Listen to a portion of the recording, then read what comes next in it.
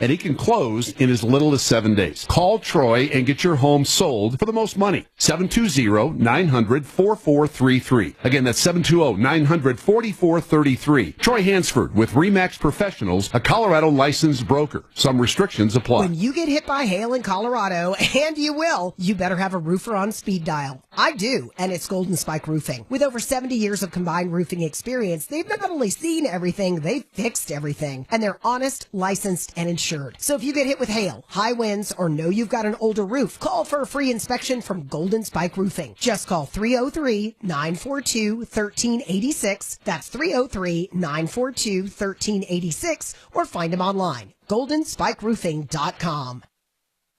iHeartRadio Earth is here with little tips for a healthier planet.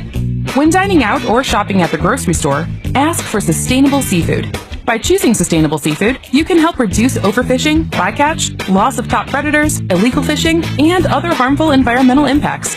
Brought to you by iHeartRadio Earth and the National Environmental Education Foundation.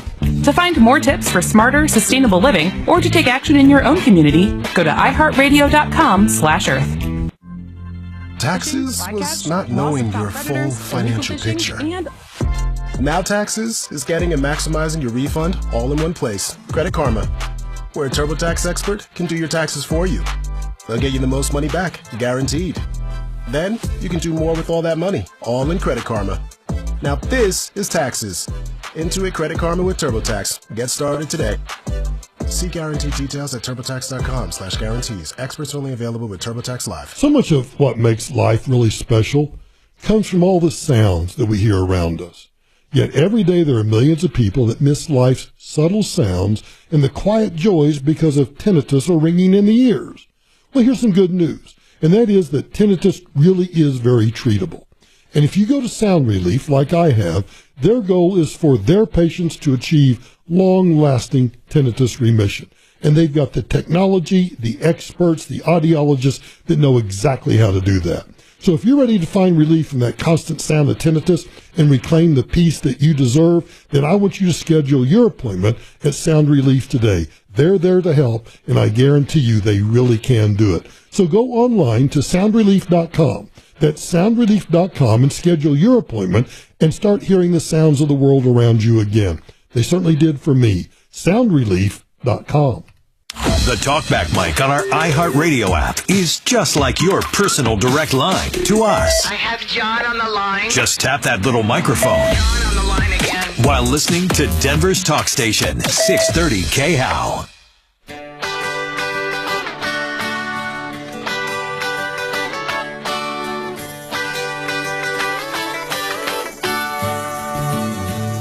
Well, it's all right. Riding around in the breeze. Well, it's all right. If you live the life you please. Well, it's all right. Doing the best you can. Well, it's all right. As long as you lend a hand. Word of the day, chaos. It reminds me of last Thursday, 3 days ago? I wrote it on my calendar, first time ever. It was because of my daughter who was living with me. What? Why? You wrote the word chaos on your calendar last Thursday because of your daughter who's living with you, and that's all you tell us? That's the only part of the story we get? That your goober number has been suspended until we know the details. I mean, we want to know. But speaking of chaos, I can't believe that was the talk back, because I wanted to go back because we got a text message about chaos. I'm not going to play the whole thing, but my point was earlier about how the Democrats are so panic-stricken right now. They have no leadership other than Jasmine Crockett, I guess, or Alexandria Ocasio-Cortez and Bernie Sanders, which is just proof that the Marxist wing of the Democrat Party has completely taken over. And now, as I was driving into the studio this morning to dump off my garbage in the back of the building, I flipped over real quickly to Fox News to see what the headlines were, and I get that. You know who Stephen A. Smith is, right, Dragon? Hey, he's somebody. Yeah, the sports guy, the black sports commentator. Well, they were playing a soundbite of him talking about how, because of all the chaos in the Democrat Party, that all these billionaires and people have been coming in to him, asking him to run for president. And I'm thinking, that's where we've gotten now? And that wouldn't be chaos to have a sports analyst? Real, like total chaos. Well, here's a few seconds of that soundbite about how they're all using chaos because that's the word of the day, I guess. We begin this hour with the chaos. The average American sees chaos. The American people see chaos. It's total chaos. You brought chaos. It's just complete chaos. Unleashed an economic chaos. They unleash chaos. They are creating chaos. This chaos, there's too much chaos. Total chaos. That amidst the chaos, Going to see chaos. After seeing all the chaos he has unleashed on America.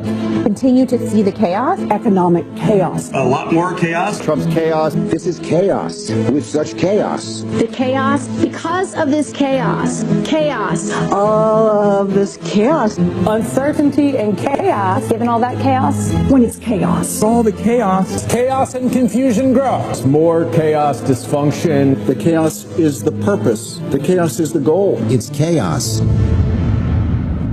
It's chaos. And not only them, but There's a lot going on right now. Mounting economic inequality, threats to democracy, and environmental disaster. The sour stench of chaos in the air. And then I open up the text line during the break, and Goober number 1254 writes this. If you want, I would just rest my case after reading this text message from Goober number 1254. Michael, I just reopened my email from my Congressman, U.S. Representative Brittany Pedersen, from this morning. The word, quote, chaos, close quote, is in her opening first line. I rest my case. They got nothing. All they got is chaos. Just screaming about chaos. It's all chaos wherever you turn. I'm looking to see if in the morning's ABC News or on Grabian, if they've got anything about chaos. And I don't see anything off the top of my head, so we'll just move on.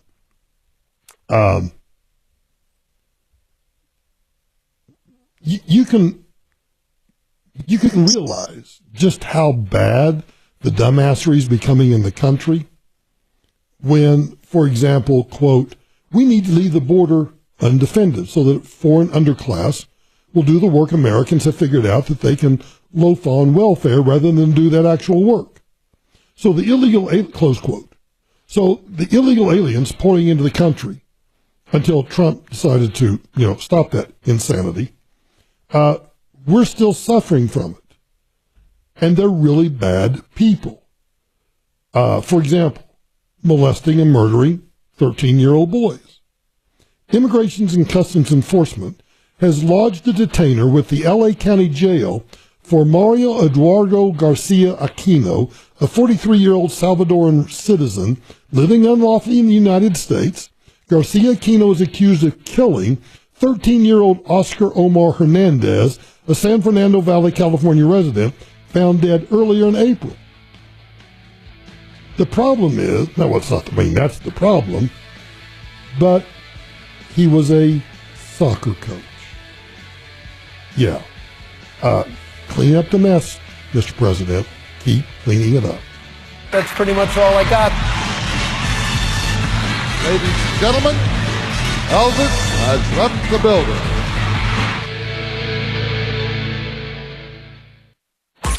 Follow Michael Brown at Michael Brown USA. And stay connected with all of us at 630 KHOW, KHOW.com, and on the iHeartRadio app. Tom Martino is next on Denver's talk station, 630 KHOW. March, when spring springs into action. Is your AC ready? Beat the rush. Save money. Just $39 for the Fix-It 24/7 Extreme Clean. You'd pay hundreds elsewhere. But for new customers, the Extreme deal, $39 for the Extreme Clean, up to 2 hours, will get rid of the #1 killer of ACs, dirt. Increase efficiency up to 30% with a no breakdown guarantee. FixMyHome.com. Fix it 24/7. We'll be there on the double. Have you heard about Galaxy Concrete Coatings and their transformation? Your neighbor Bruce did. Well, the project I was wanting to accomplish was my driveway. I wanted to see if I could get something that looked halfway decent, that would last a while.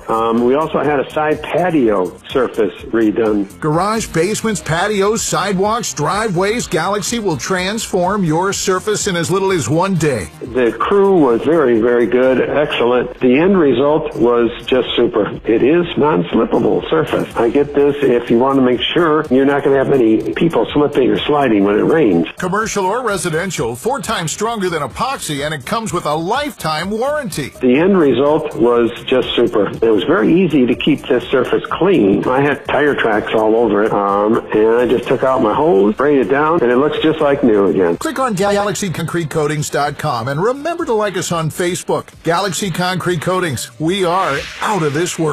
It's Jeff Jr. from Trajan Wealth, and I've got something important to talk to you about, your 401k. If you have changed jobs, there are 2 very important considerations. You don't want to leave your 401k behind, and you don't want to roll it over into your new company plan without consulting Trajan Wealth first. 401ks will often have limited investments or age-based options. Since companies have to make choices to suit all employees, they may not be suited to you, which could cost you fees and money. When you roll over your 401k into an IRA, you not only keep your money growing tax deferred, but you also gain access to a world of investment options specifically designed for you. Trajan Wealth and our fiduciary advisors have helped thousands, and we can do the same for you. Call Trajan today at 720-405-3300. That's 720-405-3300. Advisory services offered through Trajan Wealth LLC, an SEC registered investment advisor. Attention.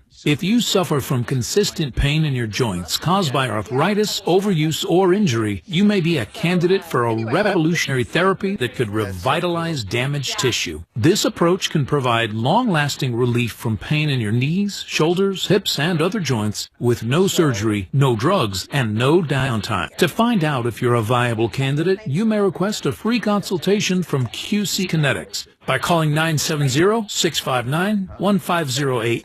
Instead of masking the symptoms, it goes to the root of the problem to resolve it at its source. Already used by thousands of satisfied patients nationwide, this joint pain therapy is available right now to the public, but only for qualified candidates. Again, to find out if you're a viable candidate for this therapy, you may request a free consultation by calling QC Kinetics at 970-659-1508. That's 970-659-1508. You know what I don't like? Product pushers. Selling one brand, telling me I don't have a choice. I'm consumer advocate Tom Martino. That won't happen to you at Gravina's Windows and Siding, 950 West Evans. 50 lines of windows, multi-brands of siding and doors, more than 100,000 completed jobs. On my referral list, more than 20 years on 950 West Evans, 303-GRAVINA, 303-GRAVINA, or gravinas.com. This report is sponsored by Rapid Radios. We're bringing back sunshine for your Monday. We're going to see clearing skies, a sunny afternoon, and temperatures today are going to be pretty seasonal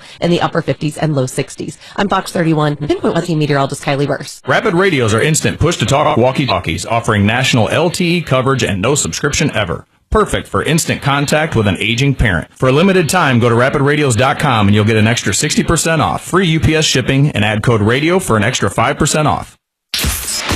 KRFX HD2 Denver. KHOW Denver, an iHeart radio station. Make us the #1 preset on the free iHeart Radio app. Listen for all your music, radio, and podcasts. Free never sounded so good.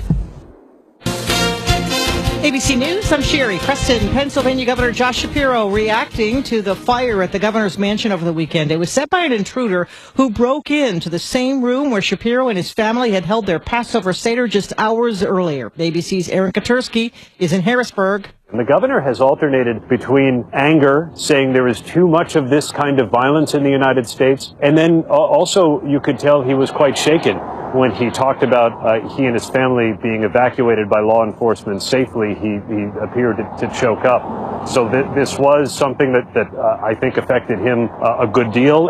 The governor and his family and their guests are all fine. Stocks have been rallying as President Trump relaxed some tariffs on some electronics, for now at least. That following a chaotic week in the stock market, the White House continuing to defend its tariff policy. An all-female flight crew aboard a Blue Origin space flight, up weightlessness and back down, the whole trip lasting 10 minutes. This is ABC News. So far, no movement by the Trump administration to facilitate the return of a Maryland man from that prison in El Salvador. He was sent there by mistake, the Trump administration admits, and the Supreme Court said he should be sent back. ABC national correspondent Stephen Portnoy is in Washington with the latest. In a court filing late yesterday, the Trump administration said to the extent it's willing to facilitate the man's return, it is only in lowering barriers to entry on the U.S. side. Over the weekend, the president said he'd obey the orders of the Supreme Court, but he later posted that all the men being held in El Salvador's counter-terror prison are in El Salvador's sole custody, and their future is up to its president, who visits the Oval Office today. In Ukraine, dozens of people were killed in that blast in the northwestern town of Suny, a Russian airstrike hitting amid Palm Sunday services. President Zelensky urging the international community to condemn such attacks. Sherry Preston, ABC News. Hey, sis. Missed you this morning. Jim told me you weren't feeling well, so I'm just doing a self-care check. Ah, thank you, friend. How you doing? Girl, listen, my energy was so low because I didn't eat breakfast when I got up, so I had to miss virtual yoga with y'all. Trust me, I understand. But I'm doing much better now that I've eaten, so I'm back on track. Great. In that case, let's get some steps in tonight. I'll come over and we can walk around the lake. Sounds good. Appreciate you being in my business, too. Now, let me get in yours. Did you check your blood pressure today? I did that and my squats. Okay? Okay. High blood pressure is not going to be my friend if I can help it. See you at 6? Let's get it. See you then. Now more than ever, it's important that we protect our hearts and the hearts of those we love. Check in on one another and be a part of a healthy blood pressure movement. Rally your squad to take the online pledge at releasethepressure.org. Brought to you by the Release the Pressure Coalition and the Ad Council. KHOW News Time, 10:03. After Senator Michael Bennet announced his candidacy for governor last week, today a Republican who served briefly in Congress also announced his candidacy with a campaign video. I'm Greg Lopez. I'm running for governor, and I ask for your support. I believe in people over politics. Together, let's make Colorado a state that we can all be proud of. Lopez, a former Parker mayor, unsuccessfully ran for governor in 2018 and 2022 before winning a special election to serve the last few months of Ken Buck's term in Congress after Buck resigned last year. An airline pilot facing sexual exploitation charges in Aurora, 68-year-old Ralph Bledsoe of Florissant, was arrested after he allegedly flew from Canada to Aurora to have sex with a minor. His arrest was part of an ongoing undercover operation conducted by local, state, and federal authorities. Investigators are now trying to determine if Bledsoe may have used his job to abuse minors in other parts of the U.S. That's the latest. I'm Chad Bauer. Now, Impact Traffic. This report is sponsored by Red Pilled America. Yeah, we're still seeing a little slowing on I-70 between 225 and Central Park, just approaching the 270 interchange where we had a crash. It is off the shoulder, but a little bunch up in there, some slight delays anyway. 225 coming in from Parker, still heavy down towards about Tamarack. It does open up on I-25. I-25 between downtown and the tech center is roughly about 10 minutes. I-25 up north looks pretty good, too. We're seeing some slight slowing coming into downtown right around Spear.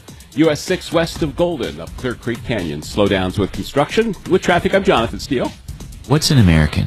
It sounds like an easy question to answer, but it's not so simple. This week on Red Pilled America, we take a deep dive into this question, and what we found will shock you. Listen to Red Pilled America on the iHeartRadio app. That's Red Pilled America a storytelling show. If you're looking for quality service, products, and plum crazy deals, think Plumline Services and Carrier. Whether staying warm this winter, clearing drains, or other plumbing and electrical issues, depend on Plumline's leadership and excellence in in-home services, together with quality brands like Carrier. Serving Castle Rock to Fort Collins, Plumline and Carrier. Turn to the experts. Service at home, servants at heart, 25 years strong, PlumlineServices.com. Hi, I'm Terrell Davis, two-time world champion and Pro Football Hall of Famer. With Fitness Gallery, you can find the right equipment to work out on your schedule right from home.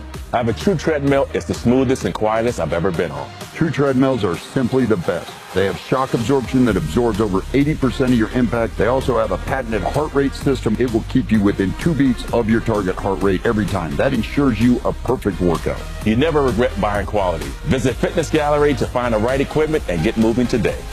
Need a new roof? Call Excel Roofing, 303-761-6400. Are you ready to hear something that will not only make you feel better, but will actively excite you? Yes! This is Denver's talk station, 630 KHOW, an iHeartRadio station. Oh, I'm so excited. Denver's talk station has your chance to win $1,000. Just enter this nationwide keyword on our website. Bank. That's bank. Enter it now at KHOW.com. Keep listening to win on 630 KHOW.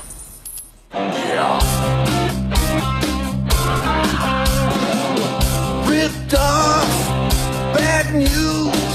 You need advice so you don't have to lose. We'll come running just as fast as we can. Troubleshooter's gonna help the common man. This is the Troubleshooter Show. Now, Tom Martino. Hello, Tom Martino here. Welcome to the show. 303-713-TALK, 713-8255. We're here to help you solve problems, answer questions, take in place, make your life a little easier. This hour brought to you by one of my favorite sponsors, because it's the most important thing you can put into your body is water, the right water, waterpros.net. Reverse osmosis at the kitchen sink is lower than any price you'll ever get it, around $1,100. If you want to do the entire house for softening your water, taking out chlorine, taking out forever chemicals, plastics, plus get your drinking water, reverse osmosis, it's all for just $39.95. The most unbelievable deal on the planet when it comes to these water softener, water conditioners in general. You'll never find a better price. Waterpros.net. 720, let's just give this number out, 303-862-5554. All right. Now, we have callers here, but we also have, if you're streaming, you'll see I have lovely Stephanie Thomas with us from Colorado Springs.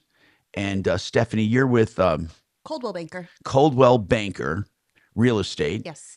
And you've been a broker for how long now? 14 years. This market, is it good, bad, or in between? Or how do you explain the market in the Springs area? We have a big Springs audience. You know, right now, it's really interesting, and it kind of feels a little bit like a roller coaster. I was just having this conversation with my managing broker in my office, where it's really kind of, and he put it perfectly when he said the tale of two markets.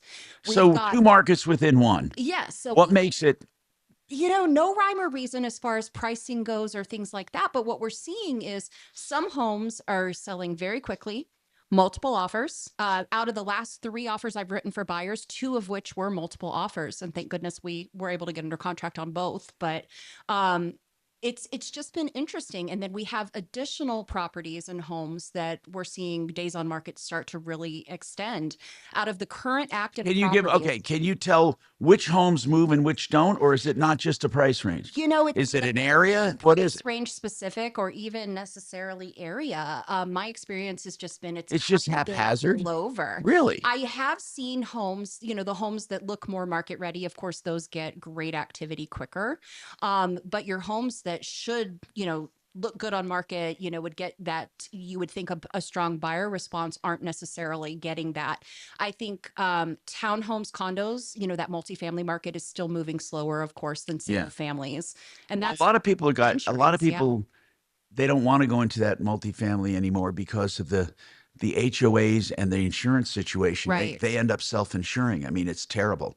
It's a terrible thing. Anyway, so we have Stephanie Thomas with us, but I'm going to go to the phones, as I always do. Phone calls get priority. We have James, who wants to talk about an issue with an enterprise rent-a-car. Hey, James, what's happening with you? Welcome to the show. By the way, everyone else can call 303-713-TALK. That's one of our numbers, 713-8255, and we're happy to help you. What's going on with enterprise? Can you hear me? I sure can, sir. Hello? I can hear you. Okay. Yeah. Well, I just got your number from my sister because I was telling her about my saga with the Enterprise. On January 2nd, I rented a car from Enterprise, a nice little Hyundai Kona, red, and was going to drive to Palm Springs to meet a friend of mine who was going to share the cost of the rental because his wife he's from Idaho, and I was going up, which I'm from Idaho, but I'm living in Borrego Springs currently. And I rented this car, took it to a trailer park where I was living in Lake Henshaw, California, and it's on a hill, and proceeded to, after a couple hours, I'd got my laundry together and my trash and loaded it up in the hatchback of the car and went out the driveway and turned left, and I was pushing on the brakes, but nothing happened, and I thought, God, this is strange, and so I had to turn. It was downhill about 40 feet, turn right, and my momentum kept me to the right, and then I got to turn back uphill after about 50 feet. But you had no brakes at all? Well, when I got to that uphill straight, my brakes worked. I didn't roll back, and I went, God, that's really strange. And so But the brakes were not. Did the brake pedal go to the floor? Yes, but I couldn't tell that because it was in the night. I mean, it was just 6 o'clock in the evening, and I looked at the gas pedal and the brake pedal, and these new rental cars or new cars are real close together. Unusual from what I'm used to driving, a 2003 Tahoe, and the brake is quite a ways away from the gas. James, is it possible that it did have brakes the whole time and you were hitting, you were not hitting them, or are you sure when you hit the brake pedal? Go ahead. That's what I was concerned about. So I crept up the hill. I had to go about another 100 feet up the hill, 120 feet, to come around the corner and come back down to my trailer where I had some more laundry to do, and it was sitting outside. I was going to stop the car when I first came out to load it in, but it never stopped. And I kept creeping up, pushing on the brakes. They worked. All the way up this hill, I must have pushed 10 times just to make sure I was pushing on the brake, and they worked. I got up to the top of the hill. I sat there for about 2 minutes thinking, now, should I go to the left? If the brakes go out again, I can't go straight down. And I crept around the corner, and I was I said, okay, I'm just going to go straight because the brakes are working. I let off on the brake, and they did not work. The next time I was pumping. Right, I was James, reaching for the... So, James, let's get to the whole point of the story. Okay. Did you get into an accident? Yes. The brakes did not work down 100 feet. I had to turn to the right. What did you crash into? I crashed into a pole, a fence pole that was up 3 feet tall, just a metal in cement, and it took off the It's a decoration on the side of the Hyundai, All right, on now, the left James, side of the driver's side. James, I don't need to know any more details. I need to know this. Okay. Did Yes, you? and then I hit another pole. I did not damage the car other than break the headlight. There was no... Well, okay, I understand. James, what are you calling about today? Because no matter how it happened, you're going to be responsible. Okay, so I got the brakes worked. When I go up the hill about 40 yards, and the brakes stop me. And I go back and I call Enterprise Rent a Car. They send me to their accident report, which I gave them accident report and told them that I would return the car tomorrow and get another one because I just had this incident and I got ejected from the trailer park that night because of the accident I caused. Wait a minute. James, what do you mean you got ejected? James, do you own your trailer there? No, I was renting a trailer from a friend until April 1st. Okay, so returned, they kicked you out. They kicked you out that night? Yes, they gave me a 7-day notice, and I says, well, it has to be at least 30. I did not get out until March 1st. And March 1st, I moved to Borrego Springs into a trailer. Well, where are we going with this? This sounds like a whole a movie. I mean, I have filed. They are charging me the tow charge, and they charged me for the rental of the car and the vehicle damage. All right, hold on, and we'll come back. Hold on, James. Hold on, we'll come back to you. I know why you're calling. Let's dissect this problem. 303-713-8255. We have more coming up on the Troubleshooter Show. Speaking of rental car coverage and all kinds of coverage, Compass Insurance Group will go over your insurance to make sure you're not paying too much, to make sure you're not underinsured or even overinsured. 303-996-9000.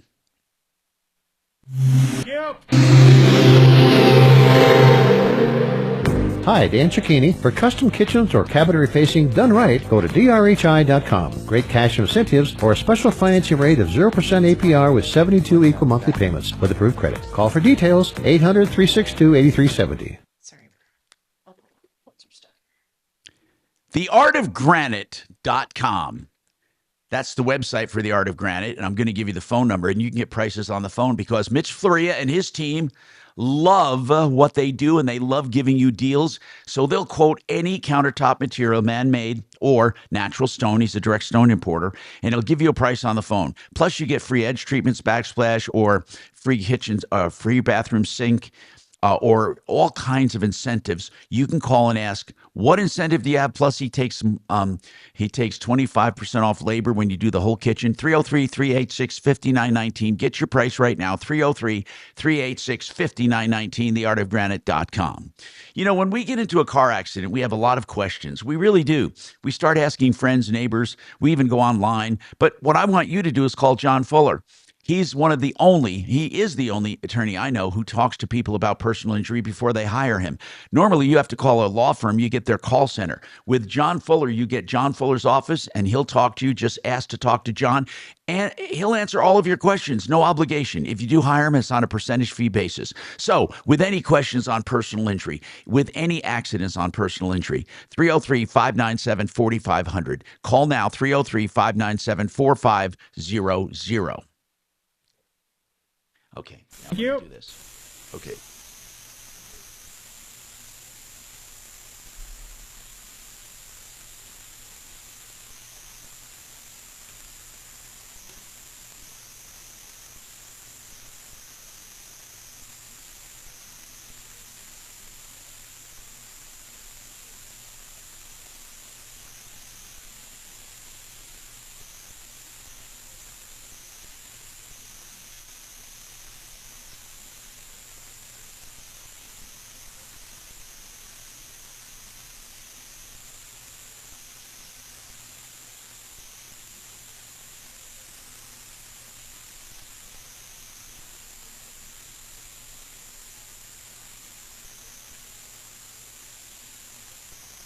Testing 1 2. Testing 1 2. Testing. Listen. I'm having a little problem here. Hold on. Testing 1 2. Testing 1 2. Testing 1 2.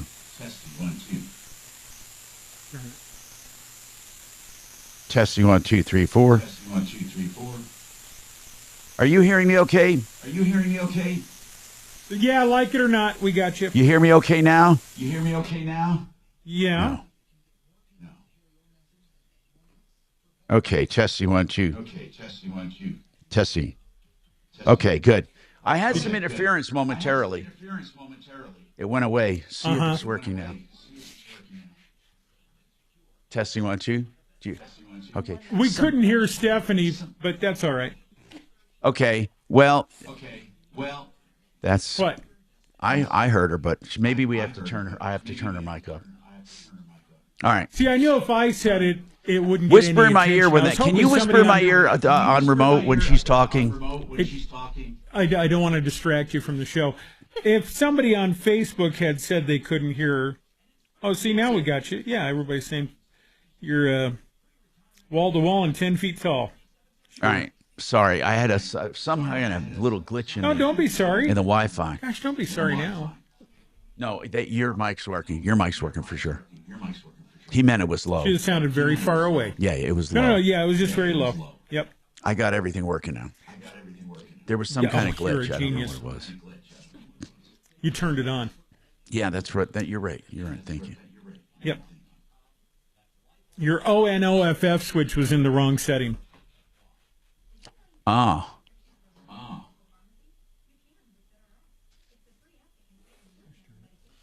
Can you hear me? I can't go number 2 anymore. Can you hear me?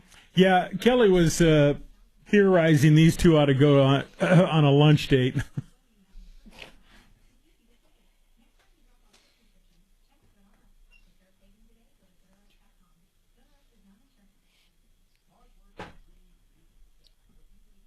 He's quite the storyteller. Did he finish it? The number one question we all have: did he finish his laundry? I don't know. That has not been established. Nor the reason he was given a red car, because that was also pertinent. Because he was going to Boca. Can you hear me? I can't go number 2 anymore. That was a caller one time.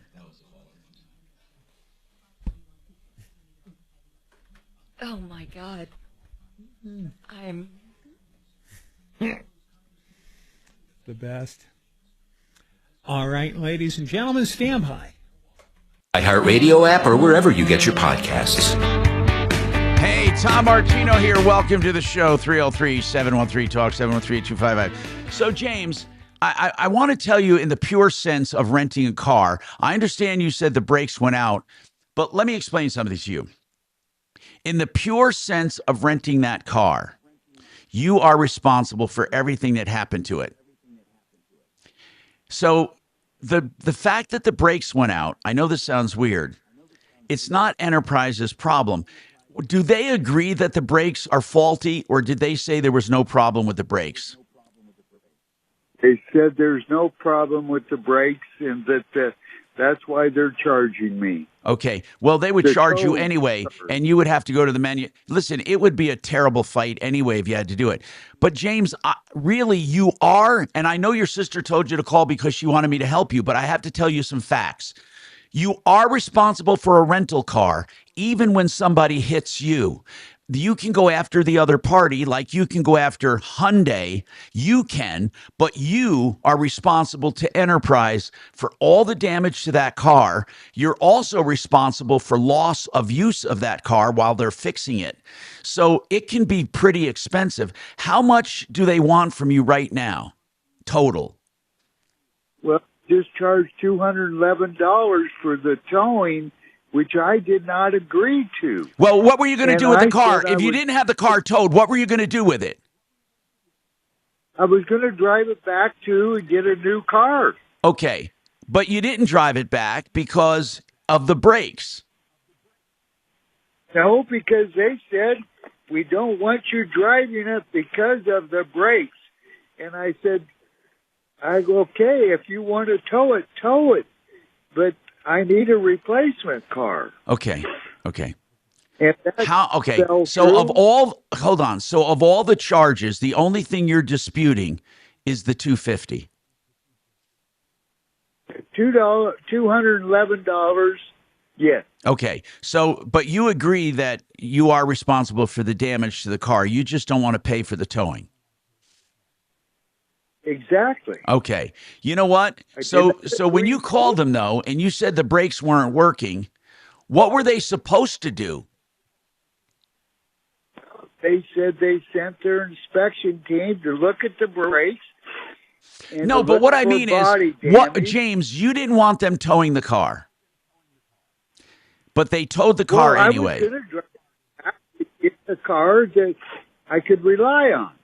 James, you told Enterprise when you called them about the accident, you told them the brakes were not working. Right. So what were they supposed to do? They had to tow it. And if they towed, let me explain this to you. Paid for. James, if they towed the car in and the brakes were faulty, you would not have to pay for the tow. But what they're saying is that they towed it in because you told them the brakes were not working. But when they got the car in their possession, the brakes were working. This is going to be a hard battle. I'll have someone call Enterprise for you to see if they can do away with that charge, that $211. Bo, are you in the studio today? Who's in the studio today? Bo's coming in about 15 minutes. Deputy Doc is working at home. Maybe Doc can call Enterprise and see. Here's the point. Look, he's not disputing the whole thing. He's just disputing the towing because he wanted to drive it in. Again, I find that weird because he's the one that said it wasn't working. And I think they would have been negligent had they had him drive it in. But let's have Doc make a phone call to see if we can get that charge waived. Jim, you have a question about credit cards. What's going on, Jim? Welcome to the show. Morning, Tom. Hey, man, what's going on? My wife just informed me that three of our credit card companies raised our interest rate to 31%. Oh, my God. With no notification. And we're not late on any payment. We've always been paying on time. What Is the there hell? any Wait way a minute. that we can, Wait a minute. Did they all do it? Did we call them? Did they all do it at the same times, Jim? Yes. Yeah, they all did it at the same time. It went from what to what? 21 to 31. Oh, my God. 31%. 30. Now, we have a credit rating of 800. What? Then what reason? What reason did they give you? They're not giving us any reason at all. That's what I told the wife. Call them up and question them about it. But isn't it odd that Find all out three? why they did it. They were three completely separate credit cards, and they all did it. Right. Yes, and they were all up to date. No missed payments. No nothing. They just did it. I don't get it either. And have you gotten an answer from any of them? I don't know. No, she sent out some emails to all three of them. We're just waiting for something to get something back. I would be. Because I'm worried that they figured they just did it, and they're just hoping you wouldn't question it. Did they? So they sent you a notice. In the notice, did it mention why it was being raised? No, it just showed up on the bills as the interest rate. No notice, no nothing. But okay, when it showed up on the bill, did it say that it was raised? Did it make any mention of it, or it just showed up? Are you sure it wasn't 31% all the time? It just showed up. How do you know? No, it's always been lower. It was down in. Could sometimes interest rates on credit cards, sometimes it goes with the balance on how many days a balance was outstanding. Like, did your balances change? Do you pay them off? Wow, what's your credit like? Your credit usage? Our credit's really good. Those three, we used them for auto, fixing the cars or something like that. They were like emergency credit cards. Okay, but And what are your we haven't been balances? using What are them, your but balances the on wife's those been three? trying to pay them off. What are your balances on those three cards I combined? think she has a couple thousand on each one. And she was asking me about, should we take out another loan and pay them all off? And I told her, I said, well, if you pay them off, cut them up. Close the account. And she says, if you close the account, your credit rating goes down. That's true. That's true. Oh. But what you should do, and I know this is crazy, is keep them alive but don't use them. Because what happens is your percentage of credit used also determines your interest rate. I have a feeling, Jim, that all of this probably was disclosed in your original agreement. And what they do is they monitor your credit usage and different things like that. And that's where the rate goes up and down according to what you're doing. Do you have an idea of what your credit usage is? For example, Jim, how much credit do you have altogether? Like, what I mean is, if you wanted to take and max out everything, how much do you have in credit lines? Those three cards, what are the limits on those cards? That is what I don't know yet. I think, Jim, I'm looking this up here, and I think credit usage is the answer you're going to find, is that your credit usage might have been unusually high that month. And when your credit usage is high, they raise the rates. How much total credit card debt do you have? Total. I don't know. The wife does it. She takes care of it. But she just asked me a question. And, I let her pay all the bills and stuff. And I don't pay attention to it until she brought this up. But I'm telling you, man, if you have any balances... It looks like I just need to look into it. Yeah, well, let me know. Call me back. I need to know your total credit granted to you and then the total usage you have. And Jim, if you have any money whatsoever, or maybe you get a 0% transfer card, get rid of that 31%. And I tell people this all the time. Thank you for calling, Jim. Here's what I tell them.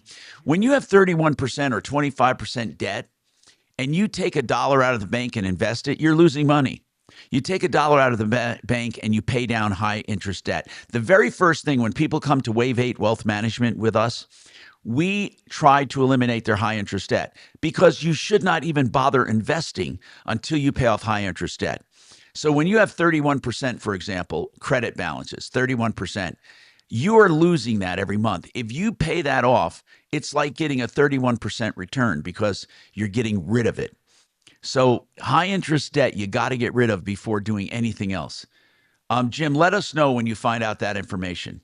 God, I just can't believe it. Credit cards they're kind of crazy. By the way, I didn't have hot water and something was going wrong. You know who I called? Fix It.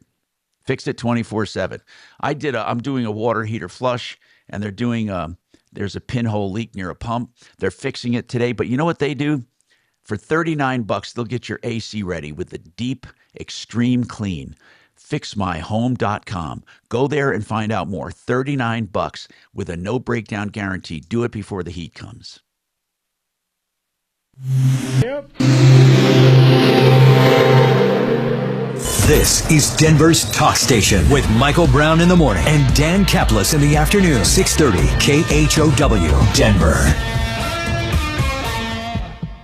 Now, Impact Traffic. This report is sponsored by Red Pilled America. All right, not too bad on the drive out here. No major difficulties. The roads have dried out pretty nicely. Pena running slightly heavy coming out of the airport, heading back to I-70, as well as I-25 South coming into downtown through Spear. Just a little bunch up in there. 225 is wide open, 10-minute commute there out of Aurora. 270 is about a 7-minute drive. Boulder Turnpike, if you are Boulder bound, US 36 from Denver to Boulder, right at about 25 minutes. With traffic, I'm Jonathan Steele. What's an American? It sounds like an easy question to answer, but it's not so simple. This week on Red Pilled America, we take a deep dive into this question, and what we found will shock you. Listen to Red Pilled America on the iHeartRadio app. That's Red Pilled America, a storytelling show. Why does the Art of Granite give pricing on the phone? Because they're proud of their pricing and they know they have great deals. The Art of Granite does more than granite. They do any kind of countertop, man-made or imported stone. And they are a direct stone importer. Wholesale on all materials, tear out, haul aways free.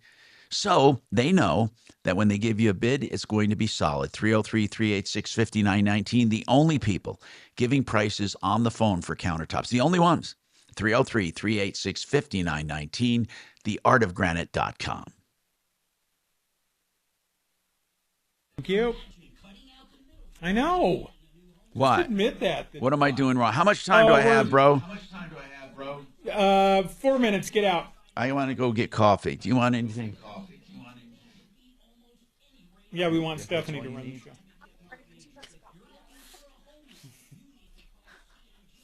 Okay, I can see if I can get up there.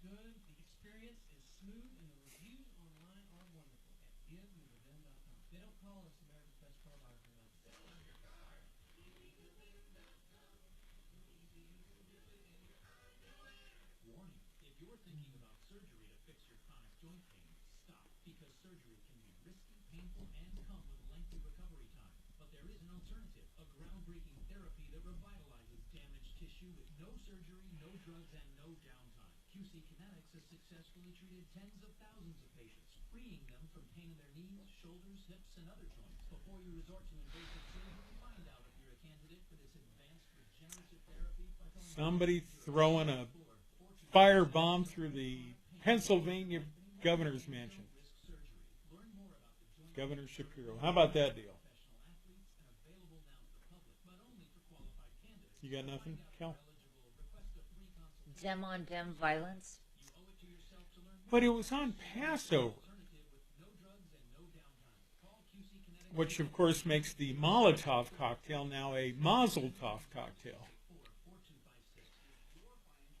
L'chaim. Can you hear me? Yep.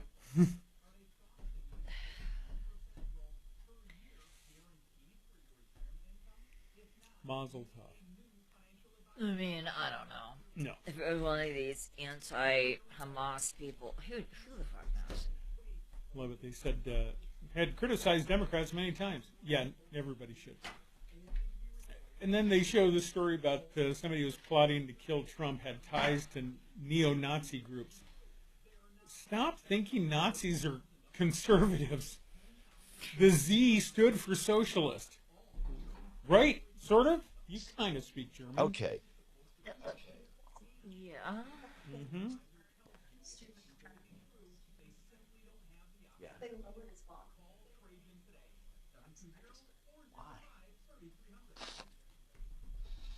Suspect planned to beat Shapiro with a hammer. Was the same guy dating Paul Pelosi?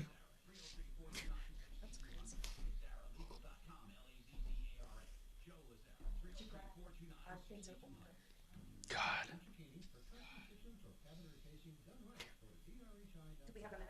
Yeah. He's a power lifter? You're so...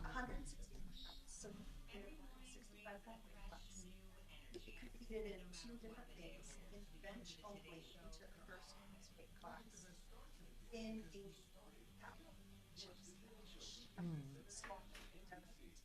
second overall. His first meet ever, and he made it to nationals after that. He got right to nationals. We were like, where does he work out? These commercials are insufferable. Don't knock it. I'll be there Thursday, Friday. The house. How old is he? At the mansion. Out of the house already? He's living with 4. Okay. Well, he's 1 of 4 in a house. They've all, so he wanted to get out and get started and do it. What's he doing? Like, what's he working on? Well, now he's finishing Obviously. Hi, Tom Martino here, 303-713-8255. So here's the deal. When you have credit cards, there's all kinds of triggers in your credit card agreements that allow them to raise the rate. Credit usage is one of them. And also the timeliness of payments, of course, is one, and all kinds of stuff like that. Now, there is a possibility you can do a zero transfer balance, and then you get a courtesy time to pay it off on new cards. But you got to get rid of this high interest debt. People have been using their credit card as a second income almost, and it's never going to work. It is the road to financial ruination. So I have Stephanie Thomas with us. Now, even though she works in the Colorado Springs area for Coldwell Bankers as a real estate broker, she also has knowledge of real estate in general. And I have a quick question for you. Yeah. And this is one that I asked Frank, and I'm going Frank Duran, the realestateman.com, and I'm going to ask you. Okay. What are the mistakes you see when people list a home? Because people wanting, a lot of people, they don't want to hire people to stage and all of that. And they want to know, is that worth it? Because there are companies that offer to come in like for $1,500 until your house sells, they'll stage it. Right. Are they worth it? Yeah, it absolutely Wait, they are worth it? I think so. Wow. If you can get $1,500 for the entirety of your listing, to me, that's great because I have seen some staging bills for a month or two, and $1,500 is in my opinion, a good value from what I've seen invoice wise. But here's the thing. One of the mistakes people make is they don't prep their home for sale.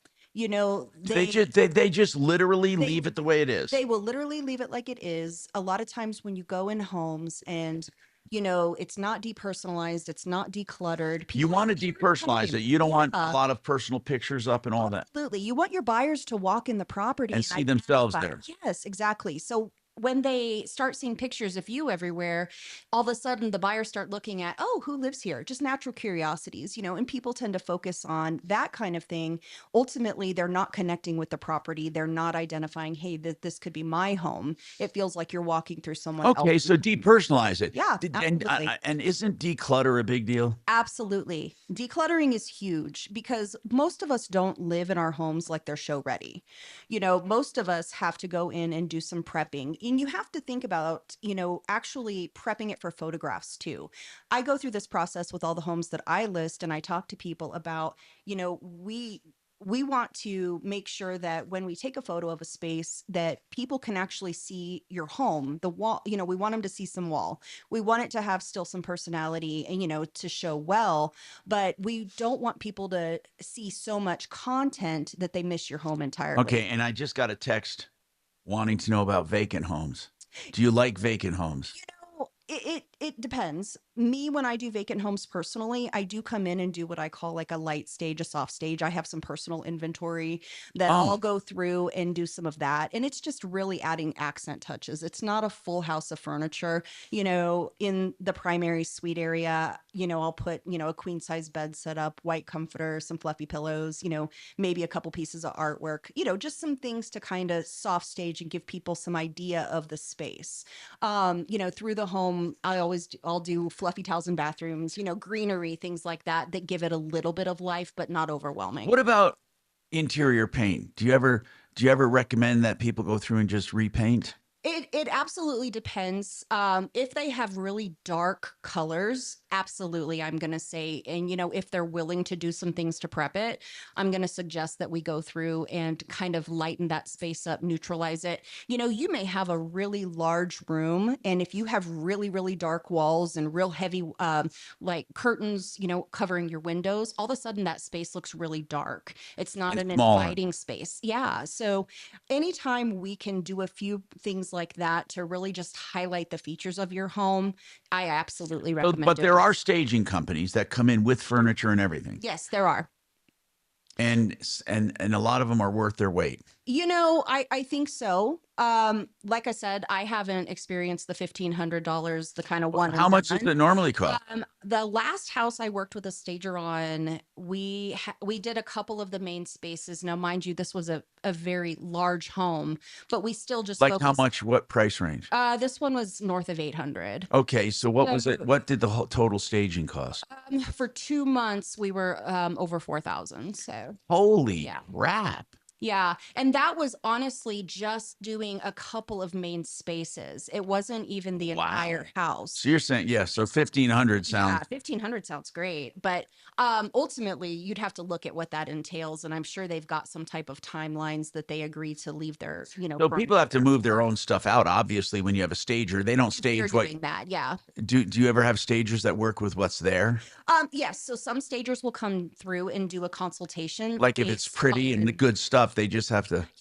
We'll talk about moving things a little bit. Let's take down a couple of these photos. And that's a process. Honestly, I've sat through so many photo appointments at this point and listed enough properties in my career that I have, a pretty good eye that I go through and do that process on everyone. I think people in general have too much stuff in their homes. Absolutely. I mean, nothing wrong with that. None of us live in our homes like they're ready to sell, Pretty much, we would all need to do a few things to our properties to really highlight the space for sale. I mean, I've seen some honest to God, I've seen a place that was listed that you went in the bathroom and the guy's shaving stuff was still like he didn't wash off his razor. I mean, it's on the vanity, and it just, I think to myself, he just got ready for work. There were some dirty clothes in a pile. I mean, that's wasting money.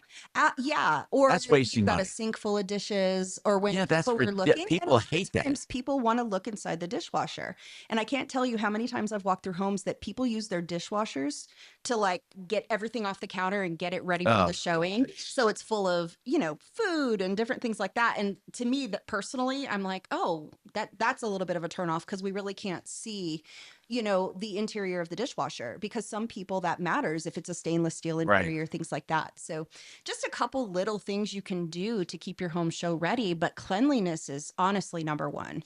All right, we got to keep your home clean. We're talking about listing homes, and we can talk about anything you want as well. 303-713-TALK, 713-8255. We got more coming right up. Awesome. Now, Impact Traffic. This report is sponsored by Wendy's $5 Biggie Bag.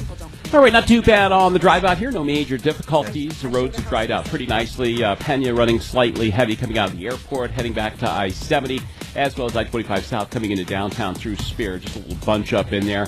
225's wide open, 10-minute commute there out of Aurora. 270 is about 7-minute drive.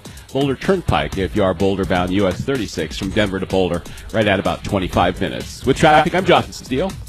You know what's better than a limited time deal? An unlimited time deal. Like the Wendy's $5 Biggie Bag, the JBC 4-piece nugs, fries, and a small hot drink. Because the best time for fresh, never frozen beef and Applewood smoked bacon, all the time. Duh. For the best deal, gotta be Wendy's. U.S. price and participation may vary. Most people who go door to door or come to your home to sell you solar are not solar people at all. They're just salespeople. You sign a contract with a whole bunch of promises. They place that contract with someone else. The someone else installs it. Then you need service. That's even another party, if you can even get anyone. You'll never have that problem with Red Rocks Roof and Solar. RedRocksRS.com. They do it all, from sales to installation to service, and they know it all too about your solar system. If you're a commercial operation, they can even show you how to qualify for the REAP grant, and if you do, you can get the whole thing paid for. 303-704-2449, 704-2449. Very nice. All right.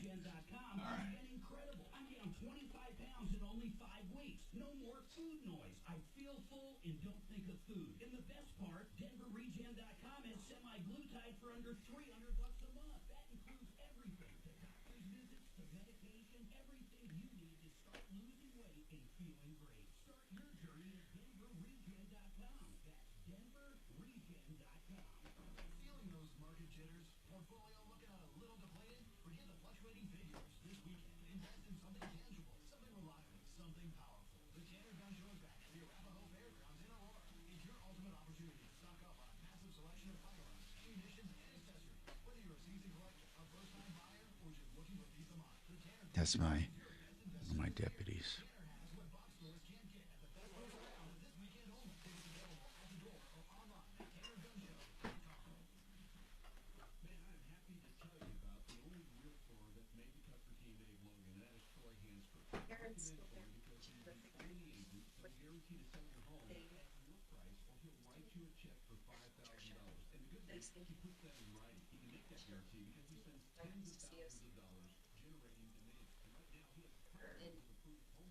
So he's thinking that might be in his future too. Hang on. This is Stephanie Thomas.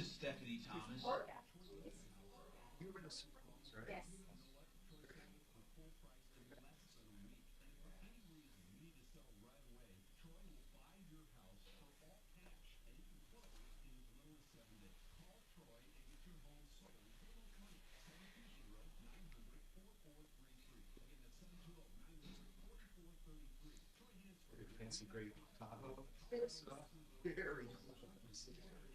know, actually, step back, it's all nice and shiny. Just come on the bottom shop. That's why I noticed this. Just, unfortunately, a huge ear ring just destroyed the front.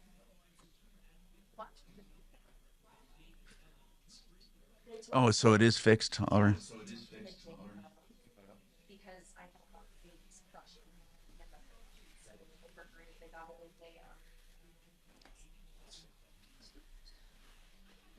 Super grateful. So just came out of the pack. Yes. From inspiration. It's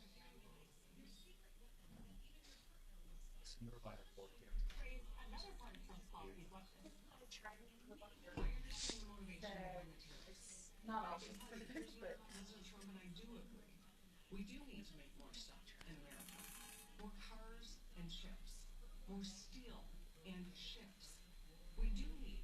Oh, she's rhyming.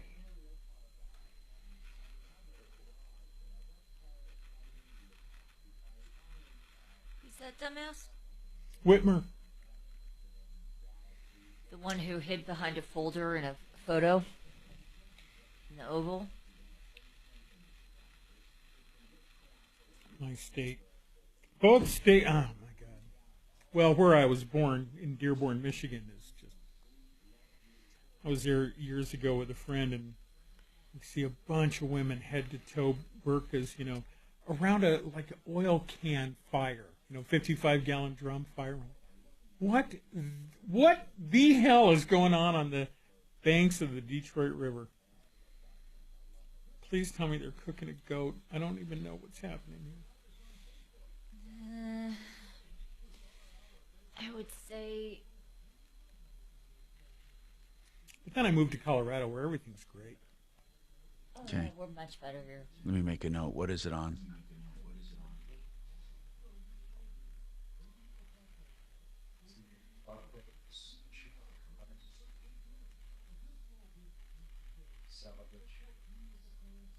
Yeah. Branded title. Okay. Let me find that. When did You mean the call? old TV show Branded?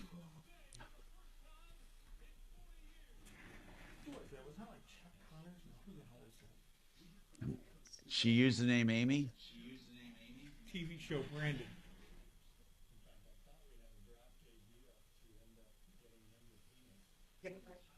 Yes. He did. Easy to.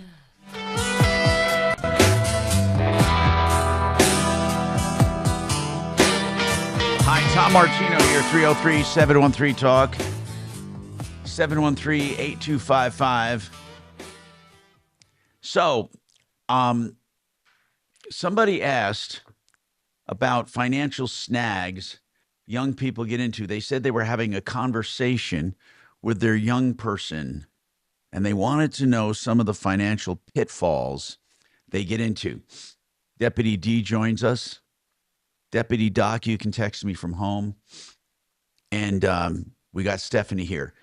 If you wanted to take a stab at the number one mistake kids make as they're becoming adults in a young adulthood, I listed the 4 top.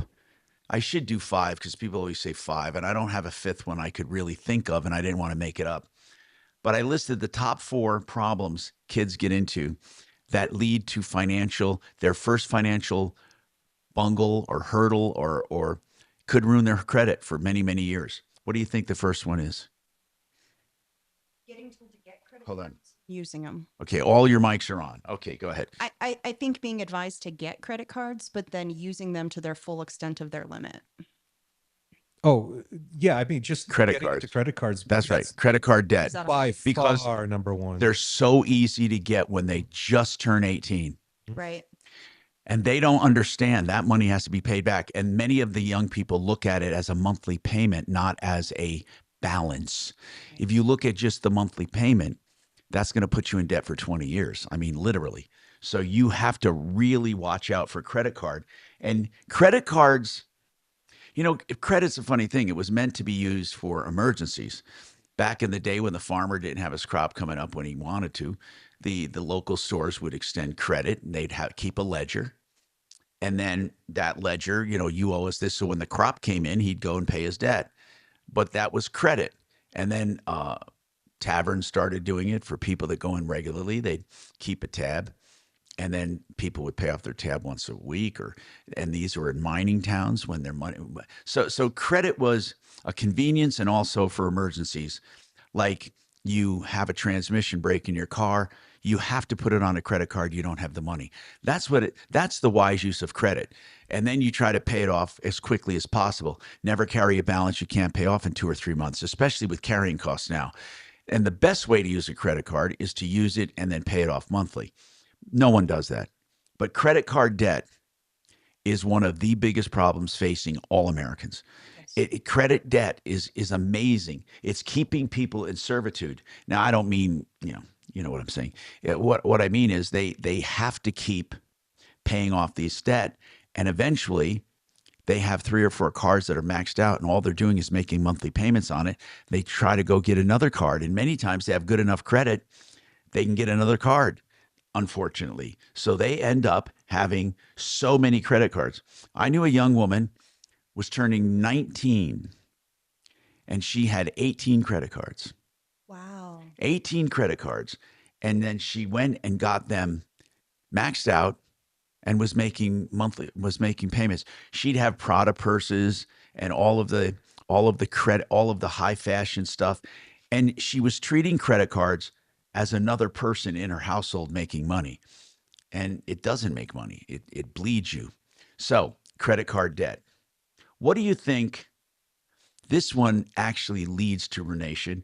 And I can do it in one word. Second major obstacle is in a young person's financial life that could cause financial ruin and has caused bankruptcies. What would you say? Student loans? Student loans. No, it's not. Yeah, I was going to. Actually, that might be my number 5. You might have given me the 5th. No, the second one on the list. What do you think, Deputy D? Buying way too much car. Oh, Mike, it's transportation. Now, here's where they get into the problem. Not so much buying too much car, but they do. But if they just pay it off, here's where they get into the problem. I call it the negative equity snowball. Mm-hmm. So they buy a car. They paid too much. They're buried in it, and it's worth less than they owe. But they have to get another one because this car's not lasting. They go into the next one, and the negative goes into it, and it starts growing and growing. It leads to financial disaster. We can talk about that and more coming up. Get your calls in with any problems, questions, or complaints at 303-713-8255. That's a good list. I thought it would include blackmail on nude photos. No. Oh. It's got to be up there. Oh, look at phone's ringing. Get it. Good morning, Tom Martino Show. Yeah. If she had that. Oh, it's terrible. I'm sure that would take. Yeah, it doesn't take that condition because it was a terrible sound. Yeah. I live in Valdez, North Carolina. Okay, what's your name? And the market has tanked in this area. I for sale by owner, not get traffic I need. What am I doing wrong? And What is now the he primary gave us thing the you wanna talk listings to about? look at. Do you want me to? Yeah, what is it? I'm going to give you all these links in a separate text here. Stephanie, let me see. I can text you, I think, here. Of course I can. So, Stephanie, you should be in my Coldwell Banker. Oh, okay. Stephanie, Used to be part of Sears. where's Stephanie Thomas? Come on. Stephanie Thomas. Come on, man. Okay, my.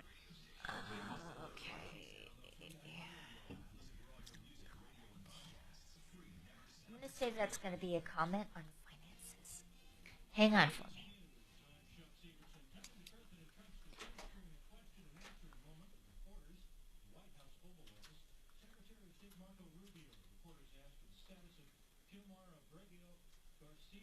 Donde está es Garcia?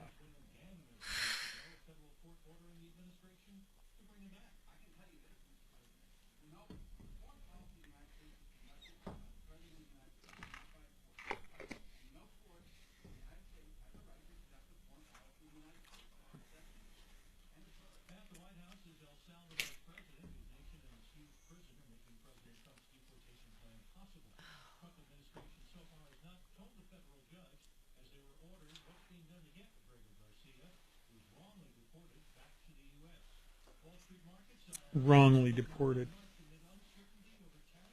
Yeah, that's a bunch of bullshit. He's a fucking MS-13 gangbanger. Yeah. Let him fry.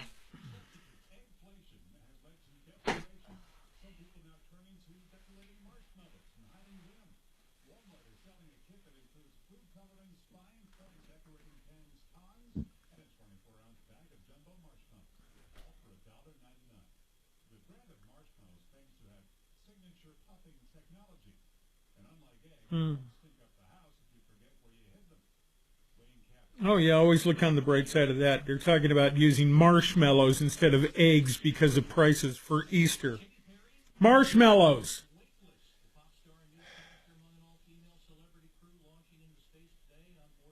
I guess it's a little like, some of these third world countries. If you don't have money, you can use a severed human head as a soccer ball. Right there, you're saving money.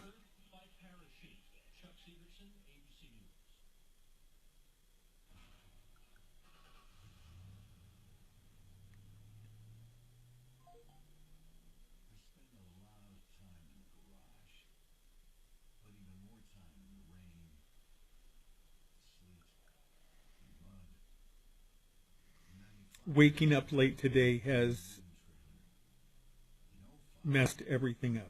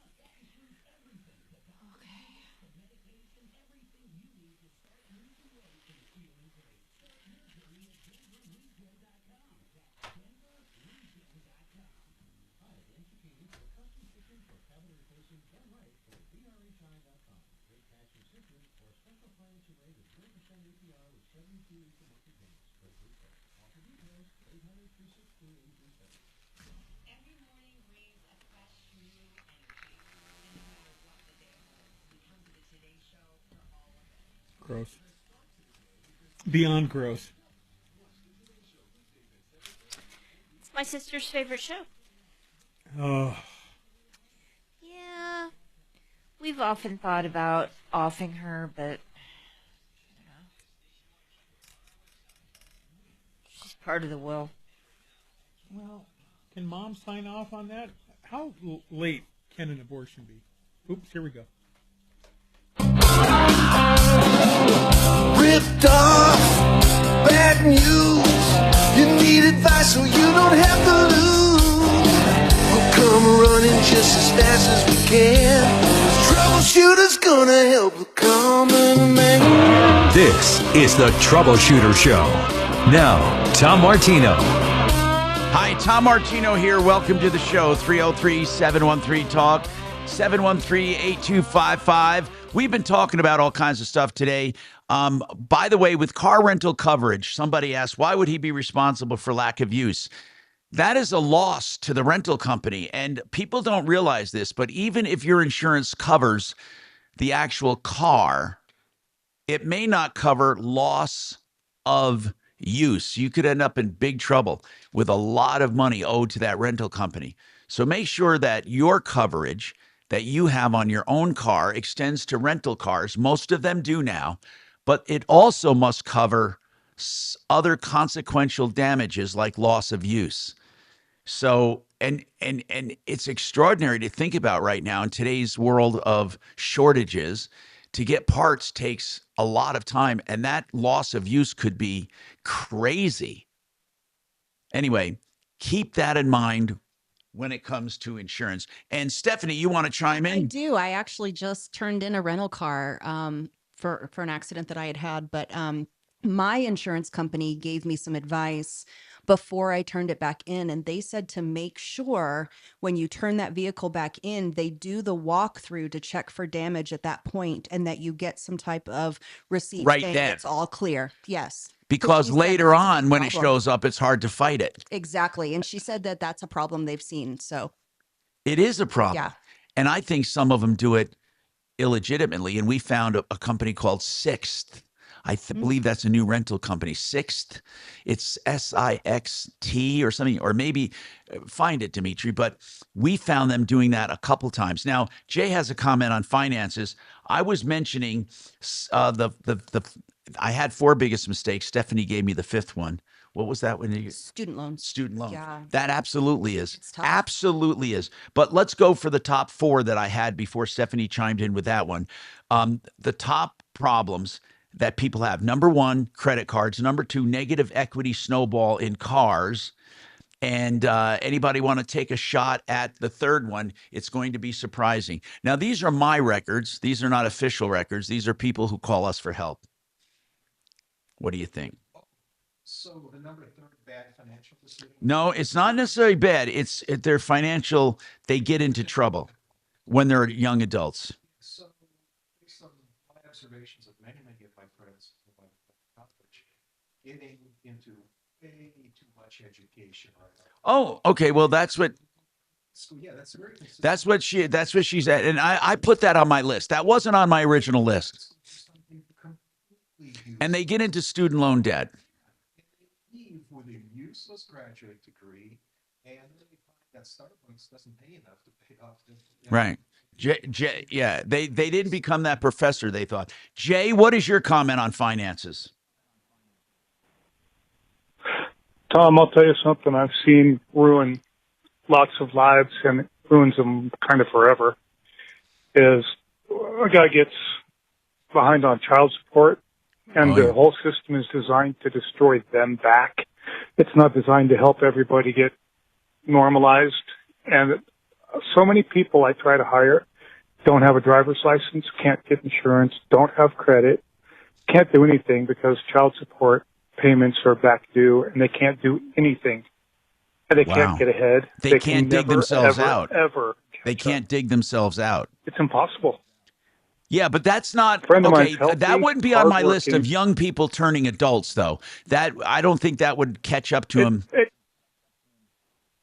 Like 18. Yeah, I suppose, but it does seem to start when they're young, and then they get sued, and they don't have any money. They don't have the kind of money. I would say that might be young adults in their 20s, maybe, or 30s.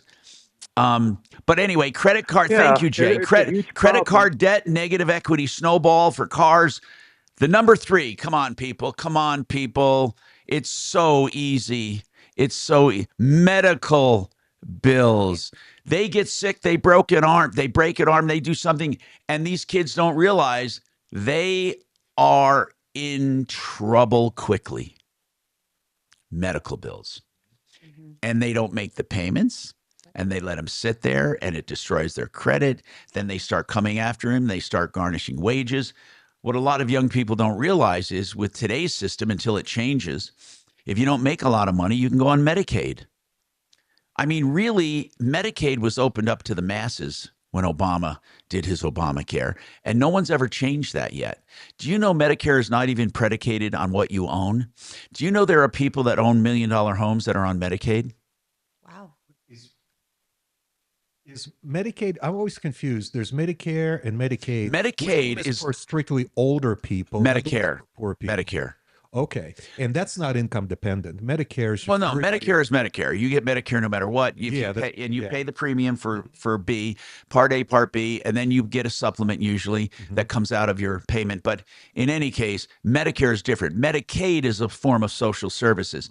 It used to be for only really people in need, and they extended the hell out of it during Obamacare. So almost anyone who doesn't make enough money, they can qualify for Medicaid. And in fact, I've said there are people in $1 million homes getting Medicaid. Wow. It's only predicated on income, not on equity, not on anything you own. You could own $1 million piece of art and get Medicaid. Now, that's not so much for the Medicaid that pays for nursing homes and assisted living. They would make you sell off your stuff, but that's a different category of Medicaid. The Medicaid for doctors and procedures and surgeries is only income dependent. So if you're a young person right now listening to me, apply for Medicaid. Doesn't matter if your parents are rich, doesn't matter if you own stuff and a car, you can get Medicaid. That's what it's made for right now. Now, they might change all of this. I don't know. But right now, it's really insurance for the masses. And then, of course, then you get into Affordable Care Act, they call it, eligible plans, which are not affordable at all. But that's what they call it. So medical bills are number 3 on my list. Number 4 is a very odd one. Number 4 is a very odd one that I've gotten in my records here. It is the result of a bad job. What is a bad job? Kids get talked into selling knives or doing some kind of cockamamie job. where they don't really make money. They don't understand the job.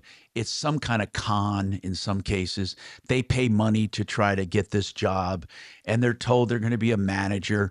I'm going to tell you, some of them were selling vacuum cleaners. Some of them were different kinds of jobs like that.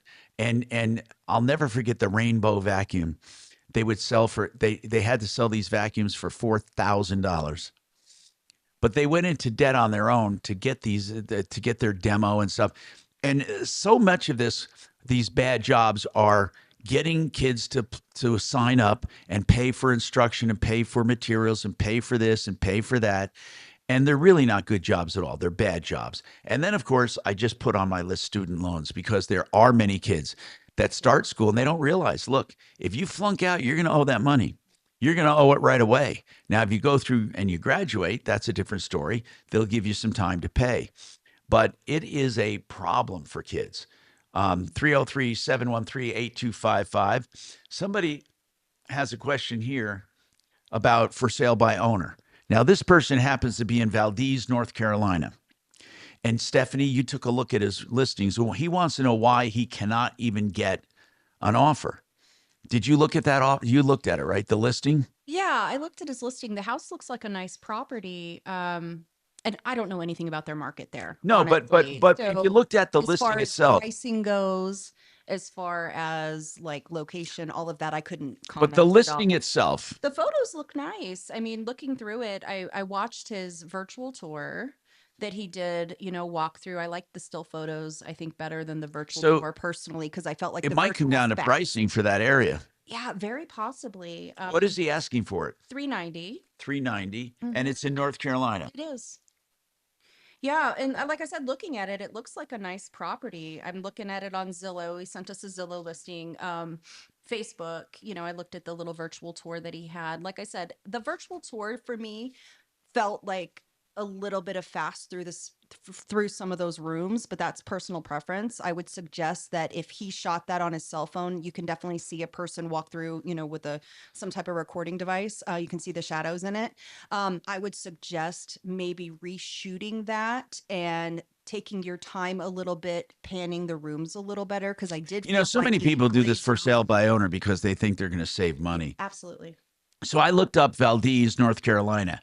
If you're listening, the average home price is $226,400. It's a 3.6 increase over the past year.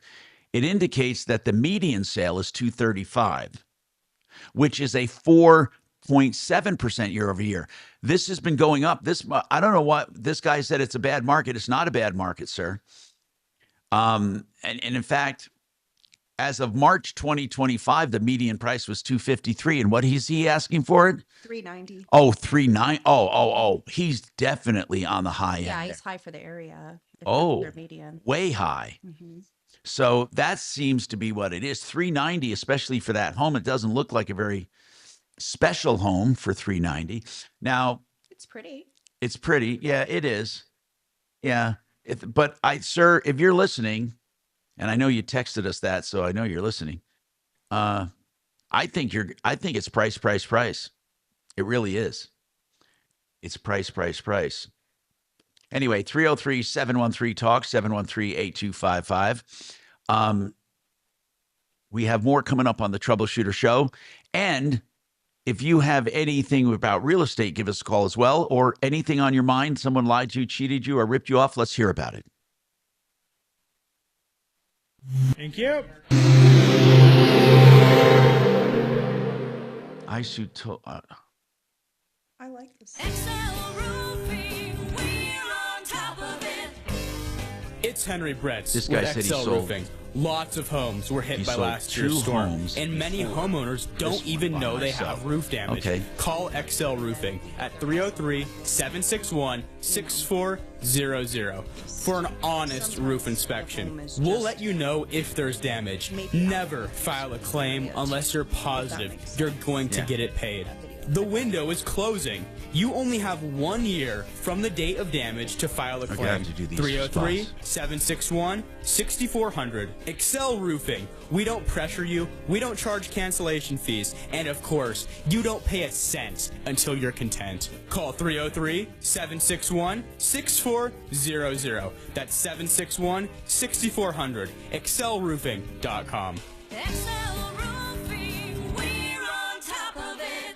You know, we're talking real estate today, and one thing I want to emphasize is the use of an attorney. So many people do not use attorneys. Now, you can have attorneys go over your closing docs. You can have O'Brien Legal Services. That's what he does. He specializes in real estate, anything to do with real estate.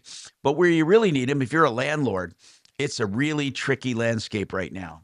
Laws have changed tremendously to favor tenants.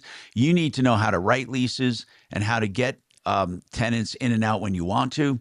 O'Brien Legal Services can help. OLSlaw.com, 720-370-7388. That's 720-370-7388. You know, people wonder, how can they get involved in investing when they don't have a lot of money? One thing is to get a life insurance policy, a small one, and then overfund it. Now, why would you pay more than the premium? Because it grows tax-free. It's really tax-deferred, but Joe Chiano can help you make it tax-free for income later in life. It's called becomethebanker.org, where you overfund life insurance policy and then use that fund to finance your own car or do things that normally you'd use a bank for. Find out more at becomethebanker.org. Hi. Very kind. I'm sorry, one more time. You cut out a little bit. Okay. What's your name? Thanks, brother, for fixing the audio problem. We couldn't hear D there for a while, but you got him now. Yeah, I got him turned way up, too. And unless you're talking over Stephanie, she sounds great, too. Yep. Now, are you more talking about a possible scam, or are you wanting to talk about somebody taking advantage?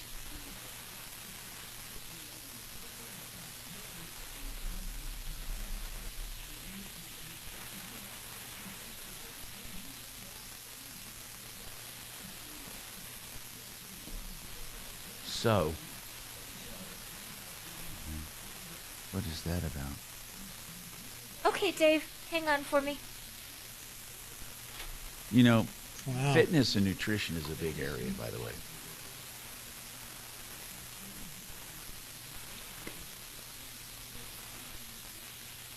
Do you What's see that? Trump walking into UFC? No.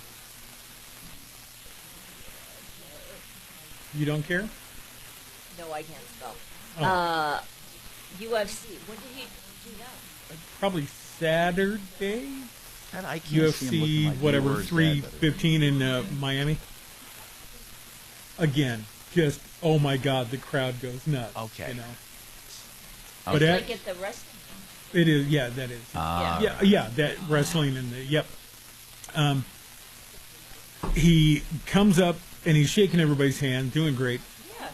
Shakes RFK's hand, whispers in his ear, says something, then completely blows off RFK's wife. Who's the chick from Larry David? Oh, Cheryl Yeah. Hines.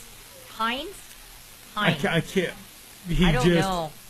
He completely blows her off, and she even like turns to somebody and goes, "Yeah, well, knows your shit." Holly weird. Yeah. Well, what you got? Awesome.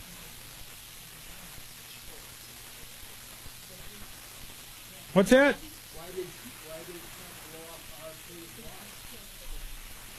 By the way, this dude's Oh, phone. which mic are you on? Oh, was the big dangling one not working there, Bo? 'Cause I don't know which one that is. What are you? Is the dangle not happening?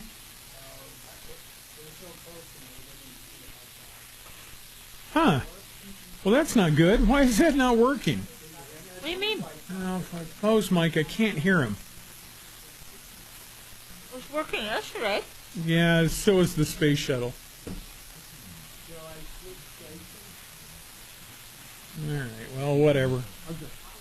I got you on the little fella there.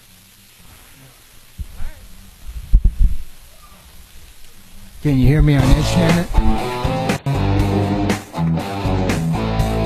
Hi, Tom Martino, your troubleshooter, 303-713-8255. Let me get to you, and let's get to the phones. And we have Mark who wants to comment on the Medicare, Medicaid. I told him that I was talking about Medicaid being eligible based on income alone. What do you have to say, Mark? My question would be, you said there were qualifications for basically just your income and not what you drive or money in the bank or right. home ownership. That's right. That's right. It's not judged on assets, only on income. Okay. That's my question would be is if you're already on Medicare, but you, through lack of income, would qualify for Medicaid, what would you have to do to combine those two? You know what? How would that work? This is what I believe, but we're going to call Integra Insurance and find out, Mark. So hang on. Kachina, get Integra on. I believe when you're on Medicare and you're really hurting, I believe Medicaid can be a supplement for you. It takes the place of a supplement, but I want to find out for sure. So please hang on, Mark. Please. Dave. Excuse me. One yes. other thing. Go ahead. Hello. Could you ask the gentleman you're bringing on here specifically what those income qualifications are, and then to verify that the equity that you have is not a factor? I will. In fact, you can hang on when he comes on and talk to him yourself. Let's do that as soon as possible. Okay, thank you. Dave, what's going on with you, Dave? Hello. Hi, Dave. What's going on, sir? I have a question. My daughter came to me and she has special needs, and it has had special needs since she was 2 years of age. And now she's 26, single lady with a 3-year-old child. The state of Colorado had given her a back pay for $15,000, and she was going to use that for a car and getting into an apartment for her and her daughter. Somehow, she got talked to, she said by a friend, and I don't quite believe all of what she told us, but he has scammed her out of her $15,000. Wait a minute. Dave, wait a minute. So what was the $15,000 for that your daughter got? Back pay that she did not get from the state. So back disability payments? Yes, sir. What do you mean back pay? What do you mean back pay? I don't even understand it. Go ahead. Back pay is, for example, if you somehow she was entitled for her benefits. Somehow she, for back pay for some of her benefits, she had not received. Okay, so it's for disability payments of some kind. What back pay is a term. Back pay. What do you mean? They don't get paid for being disabled. You're using the wrong term. Back pay is if you get fired for unjust reasons. But that's not. And then you fight it, then they award you what's called back pay. Dave, I understand that. Dave, was your daughter fired from a job? No, sir. Well, yes, she was, but that wasn't. I used the wrong terminology. Yeah, I'm sorry. But we understand what you're saying. So what you're saying is your daughter should have gotten benefits earlier, and because she didn't, they gave her a settlement. Yes, sir. Okay. Now, and that settlement was $15,000. Yes, sir. Okay. Just shy of $15,000 by $250. But that money was put into, I thought she was capable of managing that herself. So when she put it in the bank, I wasn't kind of, all right. So involved how did with she it as lose? much How as did I she wish lose I the? was now. How did she lose the money? The guy called her up, insisted that she needed to give him money, and the way he wanted to get hold the on, money hold on, Dave. was, A guy called her up out of the blue. That's somebody she knows. She said she said it was somebody she knew from the past. Who that was, How did he know, Dave? How did this guy know she got money? Tom, I don't know. I asked that same question to my wife. I do not know. So this guy from her past calls her up and magically knows she has 15 grand. Somehow, I think so. I don't know. And what did he do? He harassed her, hounded her to go to Walmart and withdraw and buy him the scratch card things for $100. Okay, listen. This was not a friend of hers. That's what she's telling you. She didn't know this person from Adam. So a guy talked her into buying what?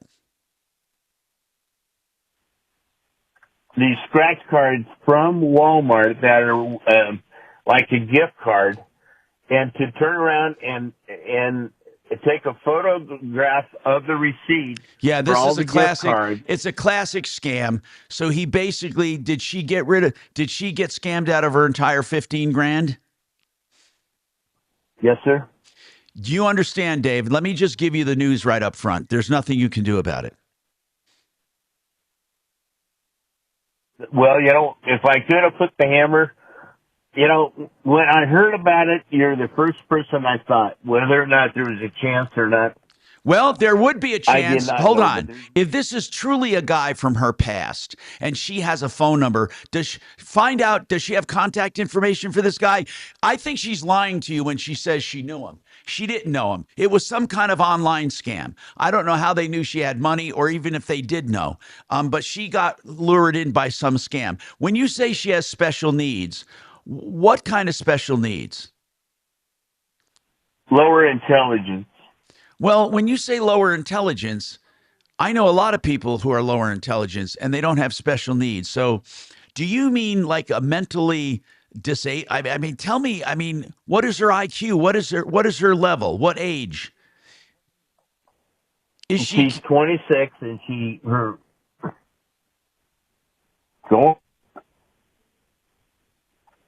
26 years of age.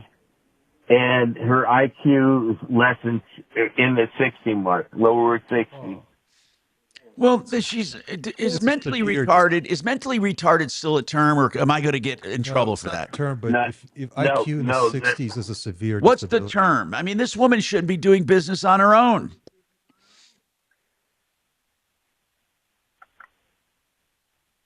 I don't have an answer for you, Tom. Dave, I have a question for you. But, Why don't you have guardianship of her? Because the social services feel like she's high functioning. Okay. All right. And she comes off that way. But when it comes down to the fact of it, to be fair and honest, she doesnn't have that capability of sustaining for herself. So she got rid. So wait, did she go through a 3-year-old daughter? Did she go through her entire 15 grand? Yes, sir. What was she supposed to? Wait. No money when he was to look for a asking, car, Dave, when he was asking for this money, what did he say it was for? Did he say she would make money on it, or what was in it for her? Tom, I was lucky enough to get that much information out of her, with trying to keep her being truthful. And if I dug in too hard, too far, I know she would go the other way on me. So I was just trying to. I get it. Be a sounding board. Well, I got some bad news. I got some bad news for you. I got some bad news for you. Unless she can contact this guy and we can get the authorities on him, find out and let me know. Really, find out and let me know. If she can call her and see if she has contact information for this guy and call us back. I'm Tom Martino. We have more coming up on the Troubleshooter Show, 303-713-TALK. Yep. This is Denver's Talk Station with Tom Martino. Now, Michael Brown tomorrow morning at 6:30 KHOW, Denver. Now, Impact Traffic. This report is sponsored by the Music Saved Me podcast. Yeah, we're still in good shape on the highways. Really not seeing any slow spots. Pena's been running just a little heavy coming out of the airport, particularly around 56th Avenue before it opens up, heading back to I-70, but minimal delays at this point. Had an accident on Hampton at Inca getting into Inglewood there. This is going to be just past Santa Fe eastbound. Slight backup in that area.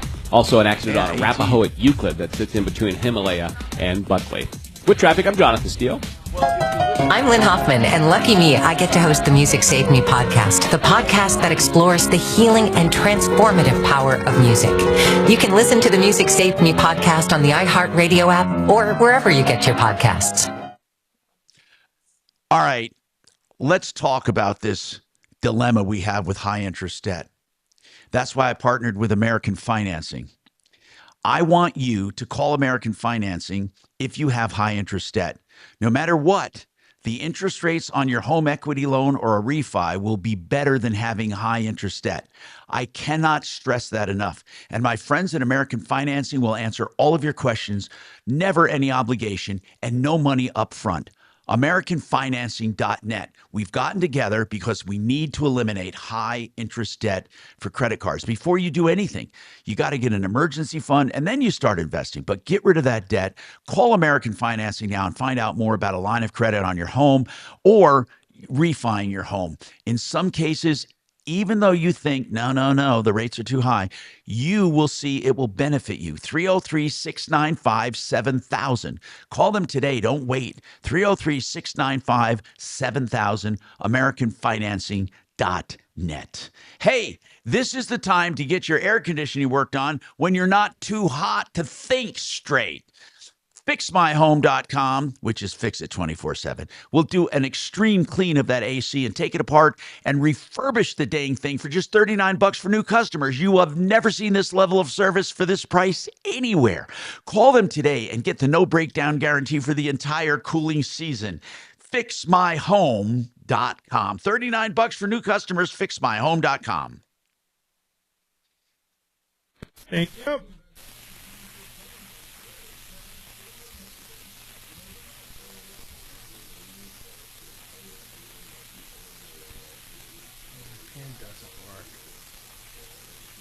Guy is completely annoying as shit. Well, don't. Oh, I see. Oh, I see what you're saying. Galaxy. Okay. Horrible testimonial.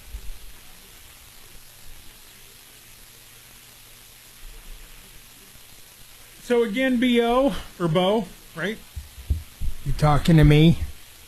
Let's see, which one is that? Say hey again. Hi, Shannon Scott. It's Gotcha, Bo. good. Nice. So, old number 3 there, which is right next to your left ear, that one is dead, huh? And it's plugged in? It's okay otherwise? I don't know a lot about wiring, but it's definitely plugged in. Gotcha. Kelly's going to come thump on it. Want me to step on it? Here, I'll stub it.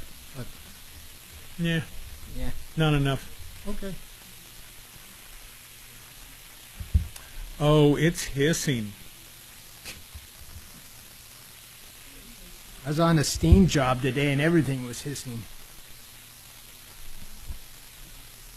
How's it going, I Kelly? think your butt's hissing. You're really breaking up today, Tom. What do you mean? There's been a... Oh, your signal is dying. There's It is been a couple bad? of times where you... Yeah. You dropped out quite a bit. Do you want me to reconnect? It doesn't... I don't know that it makes any difference, does it? I don't know. I don't. Yeah. Same here. I can try. I've been doing this... Yeah, you only got 90 seconds.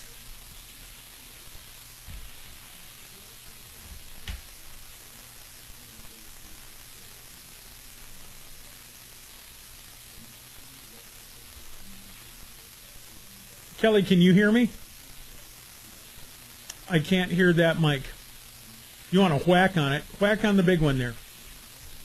Yep, nothing. Shoot a poodle. Now, technically, I know about it, and I should probably tell somebody in charge, but I don't want to. Yep, it's dead. Fun.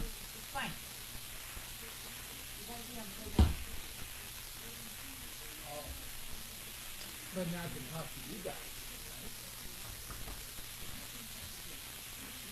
What's the thumbs up for? All right, Kelly, so this is good?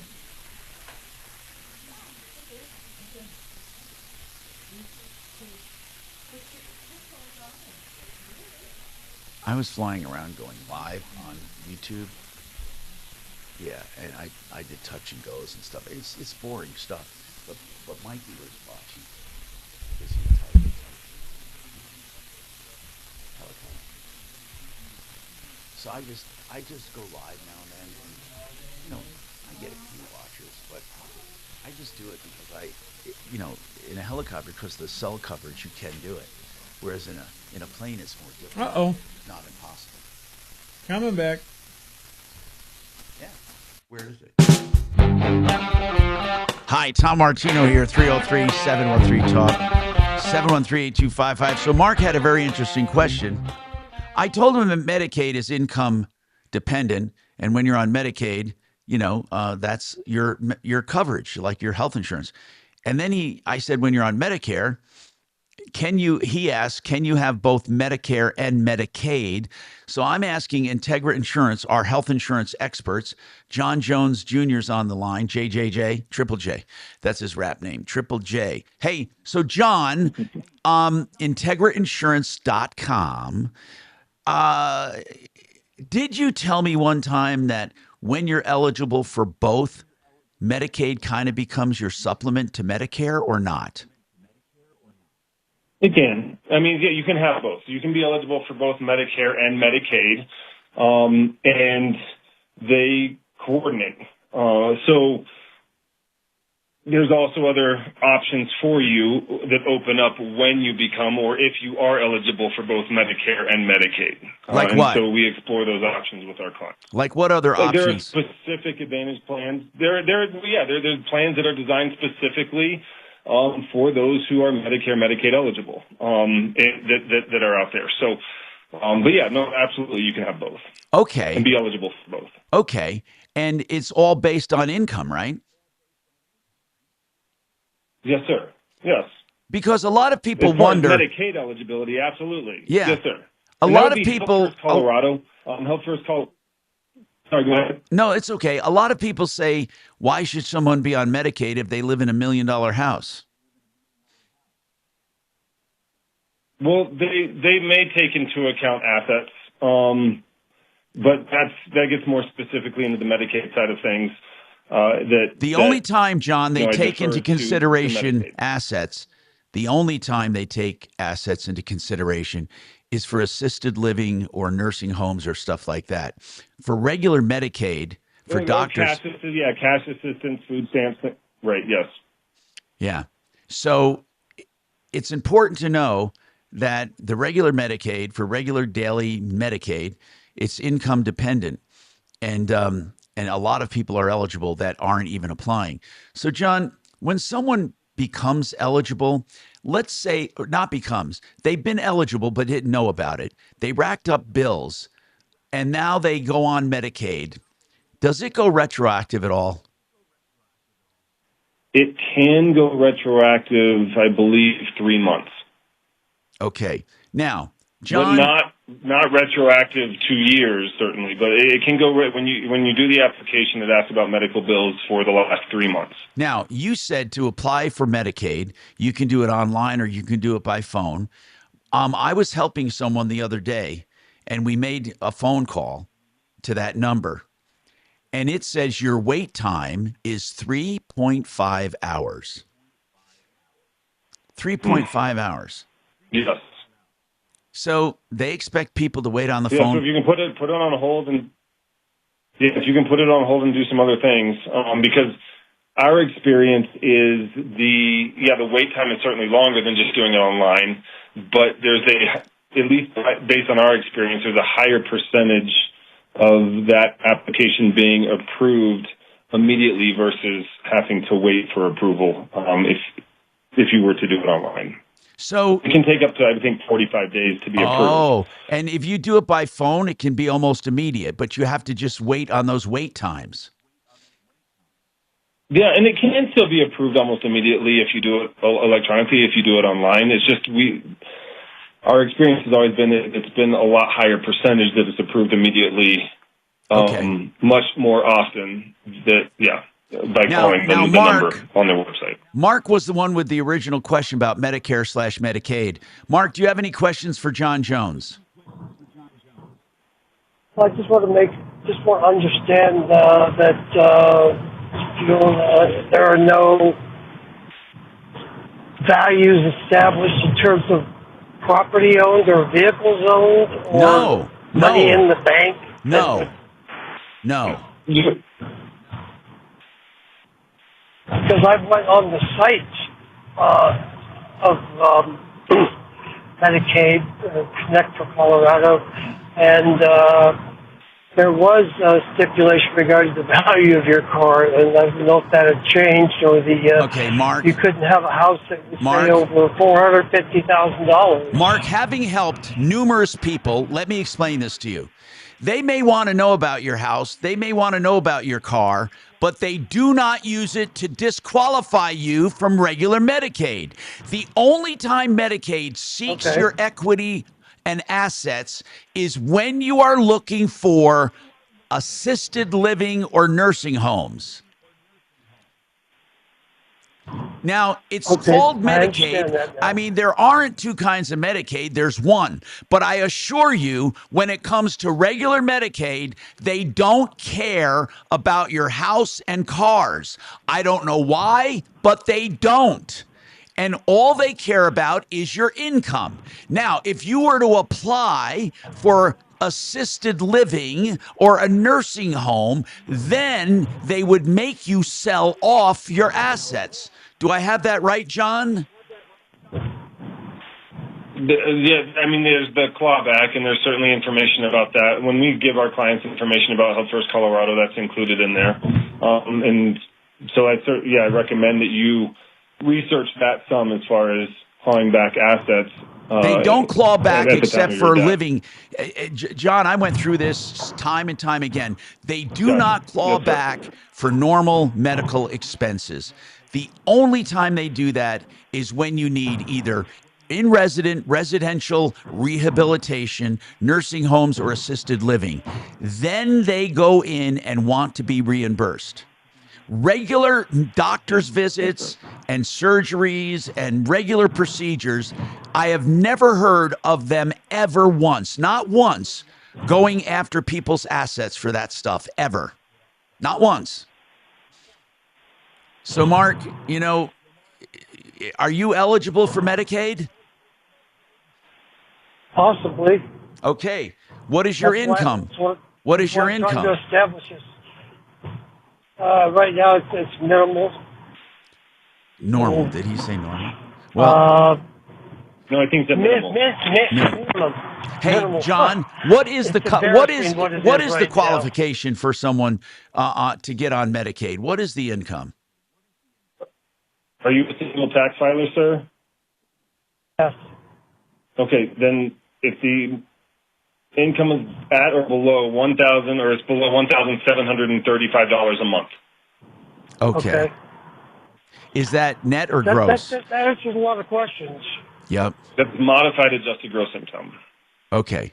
Okay, so it's modified adjusted gross income under $1,700 a month. Is that right? Yeah, approximately $1,735. And how is it adjusted? And that would be the bottom line. Yes, that's the bottom line. What? How is it adjusted, John? Yes, No, that's not. Well, when it comes, so modified adjusted gross income can take into account types of income that are not part of your adjusted gross. But this gets into the CPA side where I have to say Okay. I'm not certified on that side of things. You're going to want to talk to your CPA to make sure that you're modified, that you understand your modified adjusted gross income. Okay. All right. Thank you very much. Now, by the way, Integra Insurance, if you're looking for any kind of health insurance, 303-466-5500. That's 303-466-5500. More coming up.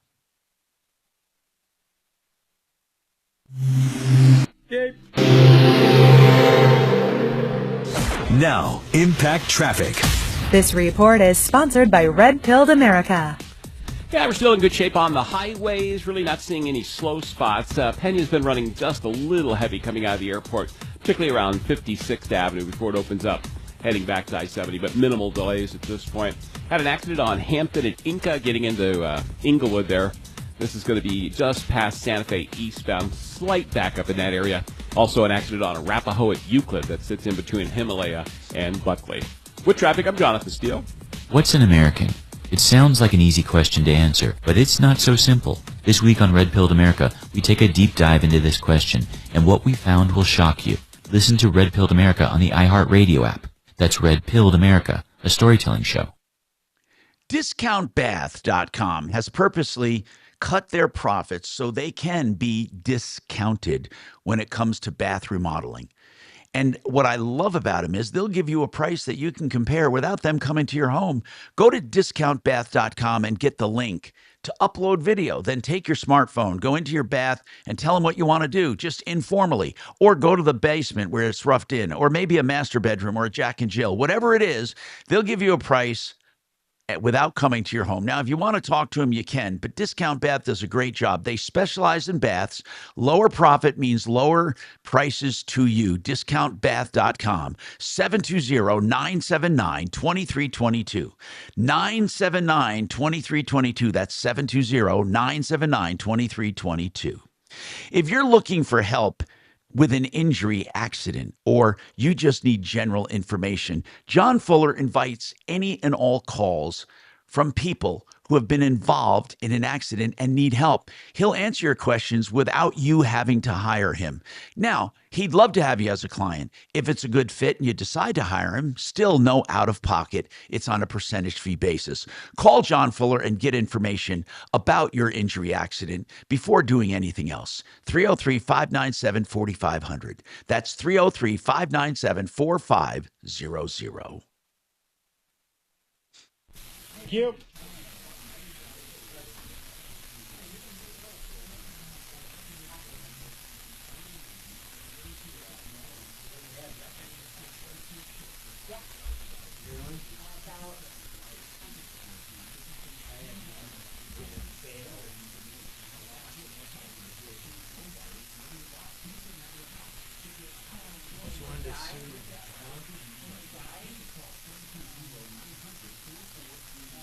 Hi, Dolce. What you doing, Dolce?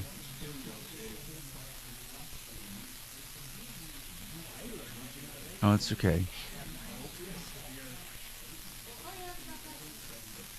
I didn't know that, so I didn't have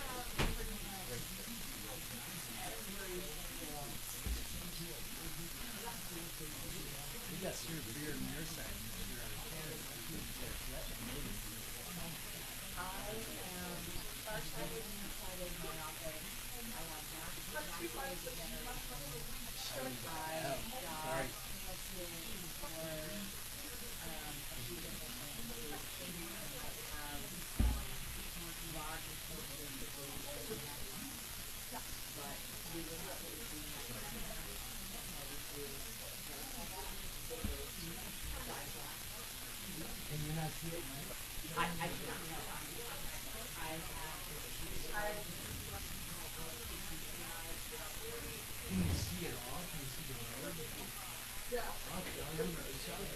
Nice of you to get dressed.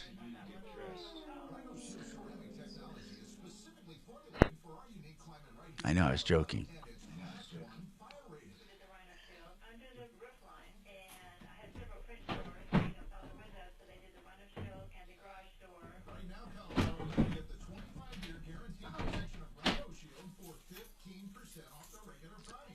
Why?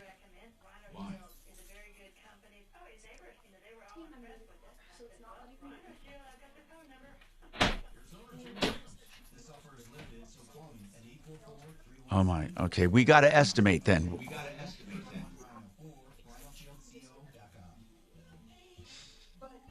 Let's do an extension then.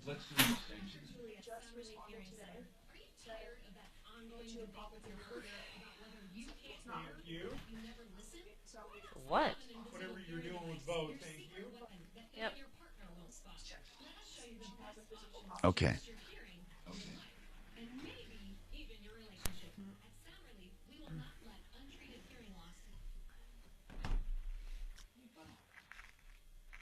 Bo here. Thank you. Bojangles. I just needed to restart the microprocessor in the rack. I wish I was in a Me. rack. Sucks having a crazy high IQ. I bet it does, Shannon. Okay, with about Colorado Springs. All right, stand by. This guy's a fucking helicopter, and here I sit. Hi, Tom Martino, your troubleshooter, 303-713-TALK, 303-713-8255. All right, so we've learned a lot about Medicare and Medicaid and all of that. Now we move on to a topic. I'm going to go back to Stephanie Thomas with his Stephanie. By the way, if you want to get in touch with her, Stephanie RE stands for real estate, StephanieRE.com. So, Stephanie, you said you pulled some stats on what? So I pulled a few numbers from Colorado Springs that I wanted to share. Yeah. Because with our elevated days on market and average days on market being higher, I guess I just wanted to kind of give everyone some hope that we're starting to see things pick up. We are starting to see that. So in the last 90 days, we've had 1,674 homes that have sold in the Colorado Springs market. This is single family and also multifamily combined. So I'm just looking at current numbers.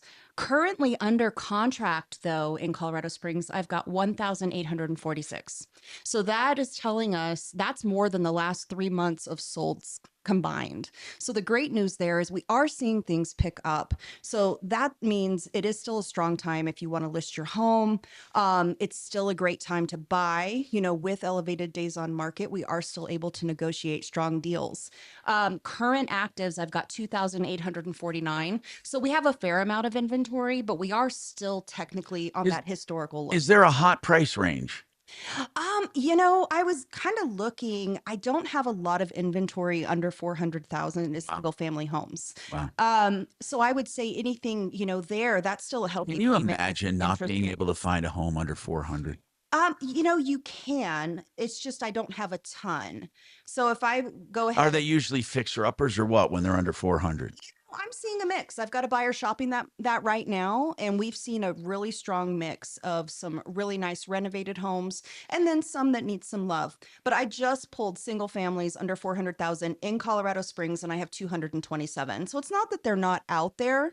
There's just not a ton. What are some of the lowest price homes? What? Tell me what the lowest price you can think of that you've seen recently. Oh, goodness. I mean, there's some neighborhoods that I've seen some in the 200s, but every neighborhood like that's going to have a gotcha. So we have, and I'm actually listing a home. You know, What do you mean a in that- gotcha? in this neighborhood? These homes look really, I would say, very nice compared for the price point, you know, 200 to, you know, 250, 265. This particular neighborhood, though, is what's called a leasehold. So you're purchasing the improvements on the property. You're not purchasing the property itself. So you have a large monthly leasehold payment on top of that purchase price. The current leasehold payment for that particular neighborhood is $750 a month. So That's while, weird. while That's the- weird. So the price it- looks great. You have this additional payment. the for that additional particular payment is for what though? For the land? For the land, rental of the land. It's a long. So you're renting the land. Is it a mobile home then? It's not a mobile. It's a modular, so they're permanently affixed Okay. to the property. So you have to have this lease. But for home ownership, Definitely. it might be a way to get into home ownership. It can, but that $750 is tacked on top monthly. with Right, an I get it. Payment, so your qualifying is going to be a lot higher. We got more coming up on the Troubleshooter Show. Fabulous. Yeah, I know. I'm listening on there this week. That is wow. Bless her heart. I know. Well, that type of situation, days on market increase. Because your buyers looking under 250 are going to see this property, but all of a sudden it's going to be out because that 750 they're potentially looking at a $300,000+ $325. So it's What the definitely a hell? different price range, but they still sell out there. I don't know that it was necessarily harder.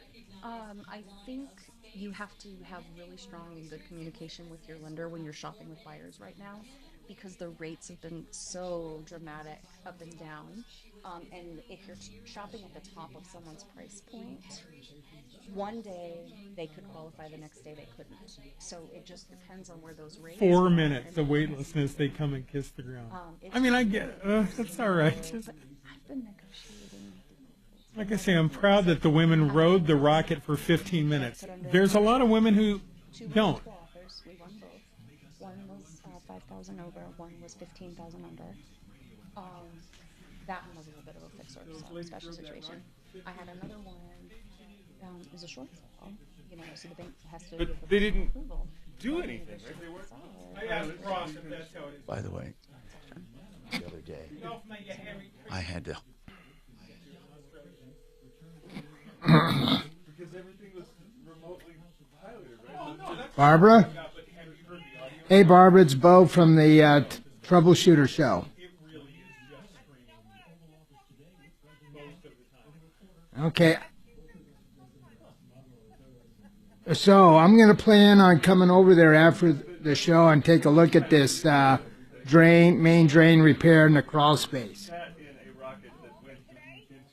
Yeah, because I'm halfway to your house from the studio, so I was planning on coming there around 3 o'clock. I just want to make sure I understood all that. Around 3:30. I'll call you when I leave. What's that? All right, we'll take a look and do an evaluation and see if those guys did the job correctly. All right. Okay. I'd say I do have your... I know you gave me your address. Well, I don't want to do it. I'm in the studio. I don't want it to go out over the YouTube. Yeah, I can't go You're on number 2 Mansfield, anymore. right? East Mansfield? Building 111? It's been a while since I've seen it. Yeah. All right. I'm going to come over there today and we'll get all of this checked out. Yeah. All right, Barbara. Bye.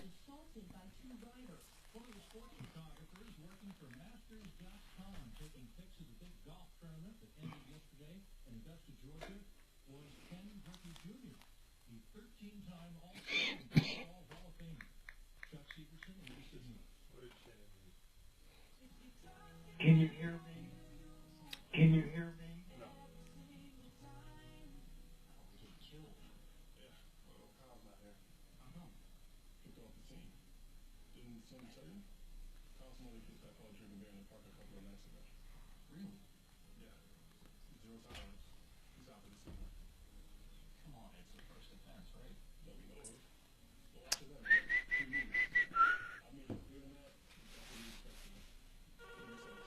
It's a Troubleshooter Show.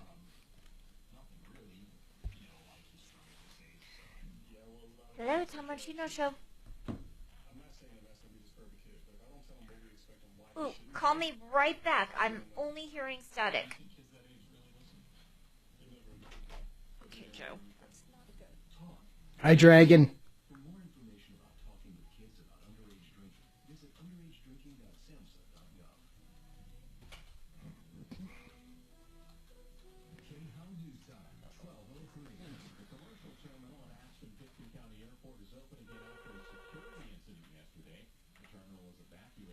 Tom Martino Show.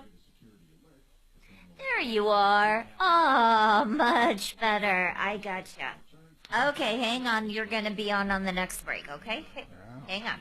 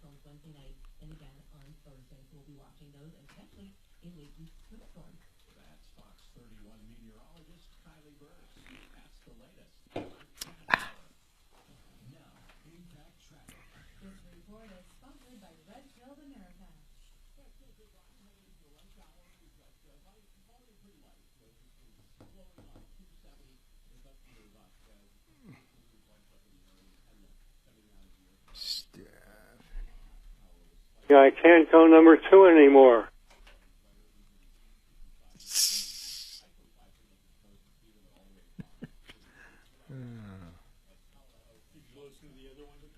Yeah, can you hear me?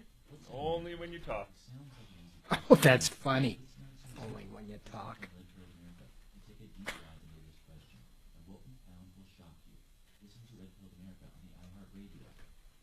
I like that one, Dragon.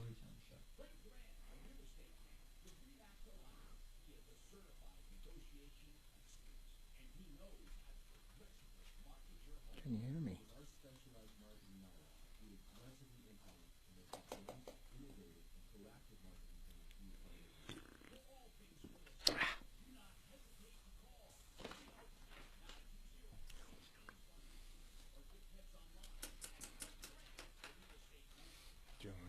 Job loss?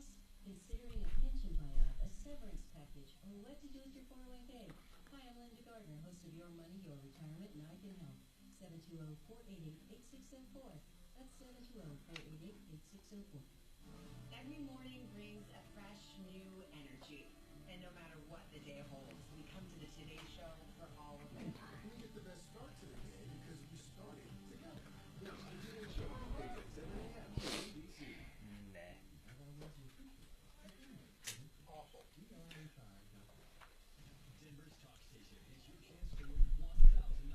All right, 10 seconds, guys. Site. Happy. That's happy. Enter it now at khow.com. Keep listening to win on 630 KHOW.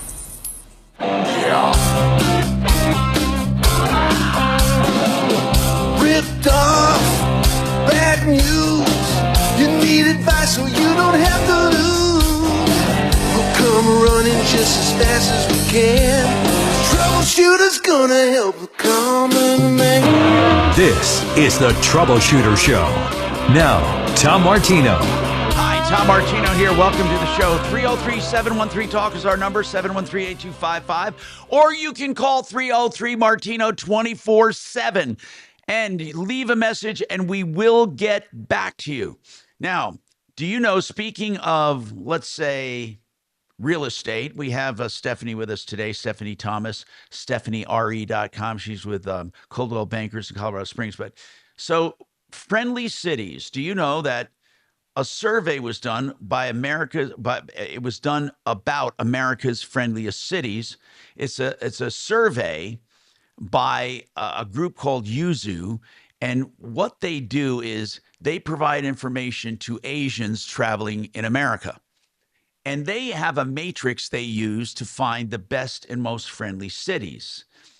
And real estate people have begun using this for people who are making moves, and they use the friendly quotient.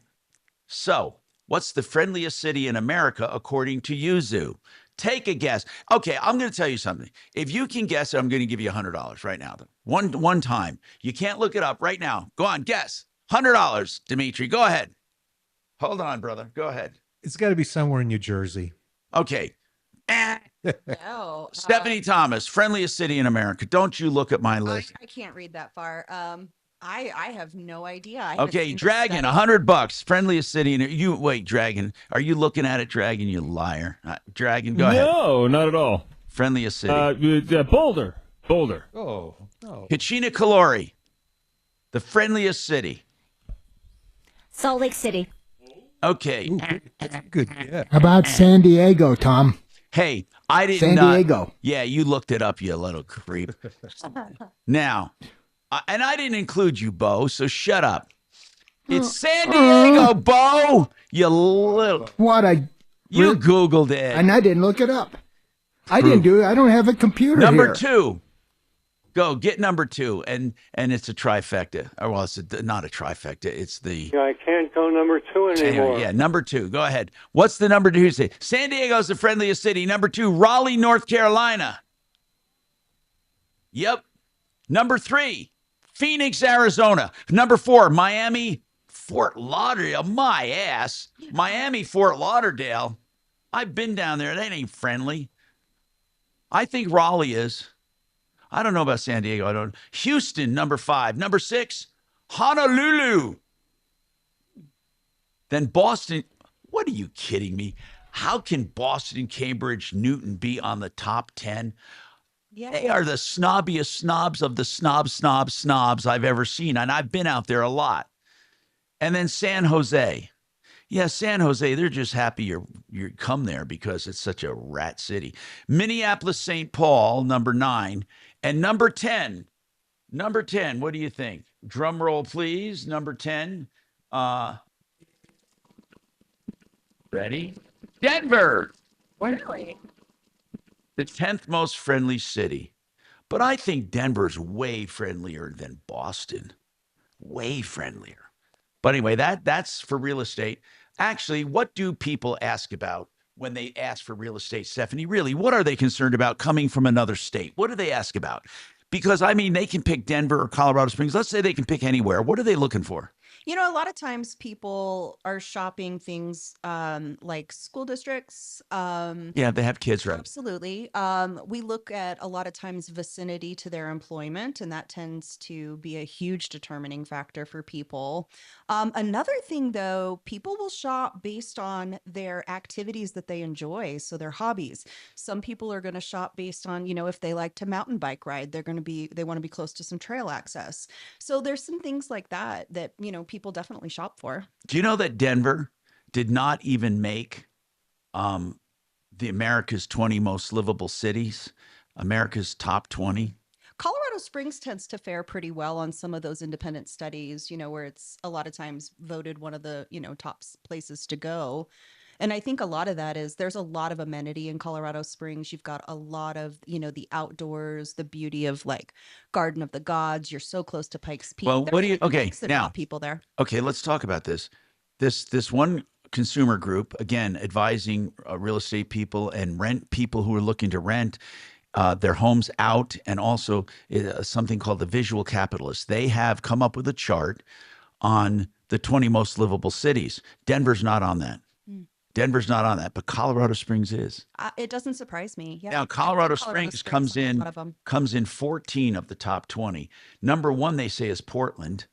Number 2 is Lincoln. I just don't understand. So anyway, Colorado Springs is 14, but Albany, New York beats Colorado Springs. I don't get it. So this is most livable and it's judged on 17 matrix, which include weather and community and quality of life and all of that.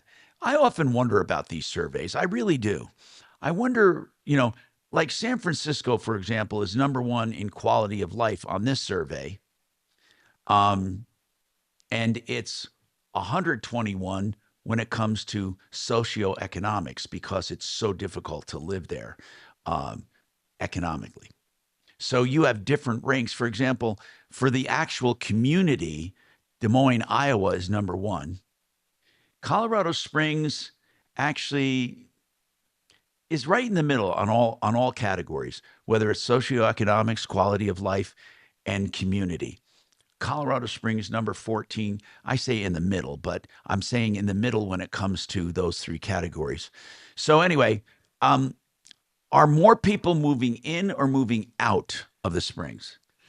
I think the Springs has a lot of turnover, really big part to the military bases that we have around there. So we do get a lot of people moving in and moving out for those reasons, for sure. We have a pretty, strong military population in town. But I think people, move in general. It really just depends. I would say a lot of times when I've got people who are moving out, some people are moving for political reasons. That's been fairly common the last several years. Yeah. I've had people that have, moved for things like that. But a lot of times you've got people that are moving because they're being PCS'd somewhere. So that's not uncommon. Bruce, you have a problem with your Chevy. What's going on, Bruce?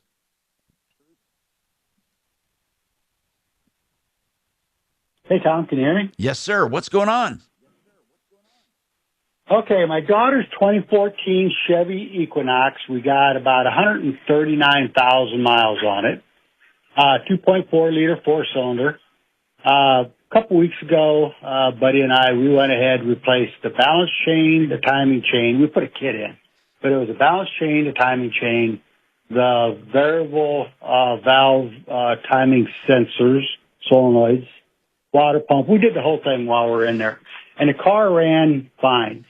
It ran real good. No shaking, no nothing. And here lately, it's weird. It seems like it's a Monday morning problem, but it sits over the weekend, and she takes it out on the interstate, and it will shudder and die. It's like it's losing fuel. But well, that sounds like a timing issue to me. Does it? So it runs okay when you start it up? For the most part, yep. Now here, the last couple days, we've got like a miss, like a shake, and we just put in new coils and plugs and all that stuff right before we did all this timing chain and balance chain. So I don't think it's a coil pack. I'm not getting an engine code either. That's the other problem.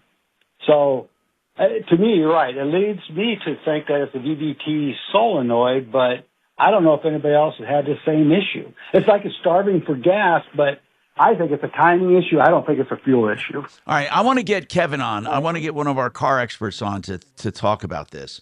So let me get it straight then. It's got 140,000 miles? Correct. And it's a 2014. 2013 Chevy Equinox. Is it a 13? 13. Okay. Oh, I'm so sorry. 2014. I misread that. It's a 2014 with 140,000 miles. And the stuff that you changed all had to do with timing? Yes, it all had to do with timing. It was a whole kit that we put in. And when you put this timing kit in and it ran perfectly for a few days. Yeah, actually it ran perfect for probably a week, 10 days. It just started showing up probably a week ago. I don't get it why it would look so good for a week and then stop. I agree. And it started to shudder. So if you started it up right now, how far can you drive it before it starts acting up? Well, like now, it probably won't even happen at all, but I will have a rough idle. Okay, hold on. So Yeah, I we turned the air definitely conditioner off, definitely got to get our expert on. So hang on. I'm Tom Martino, 303-713-8255. By the way, Frank Duran, therealestateman.com will do a free market evaluation of your home. If you want to know what it will sell for, but you don't want to list quite yet, don't worry. Frank will do it. No obligation ever. 303-920-1622. Frank Duran, therealestateman.com.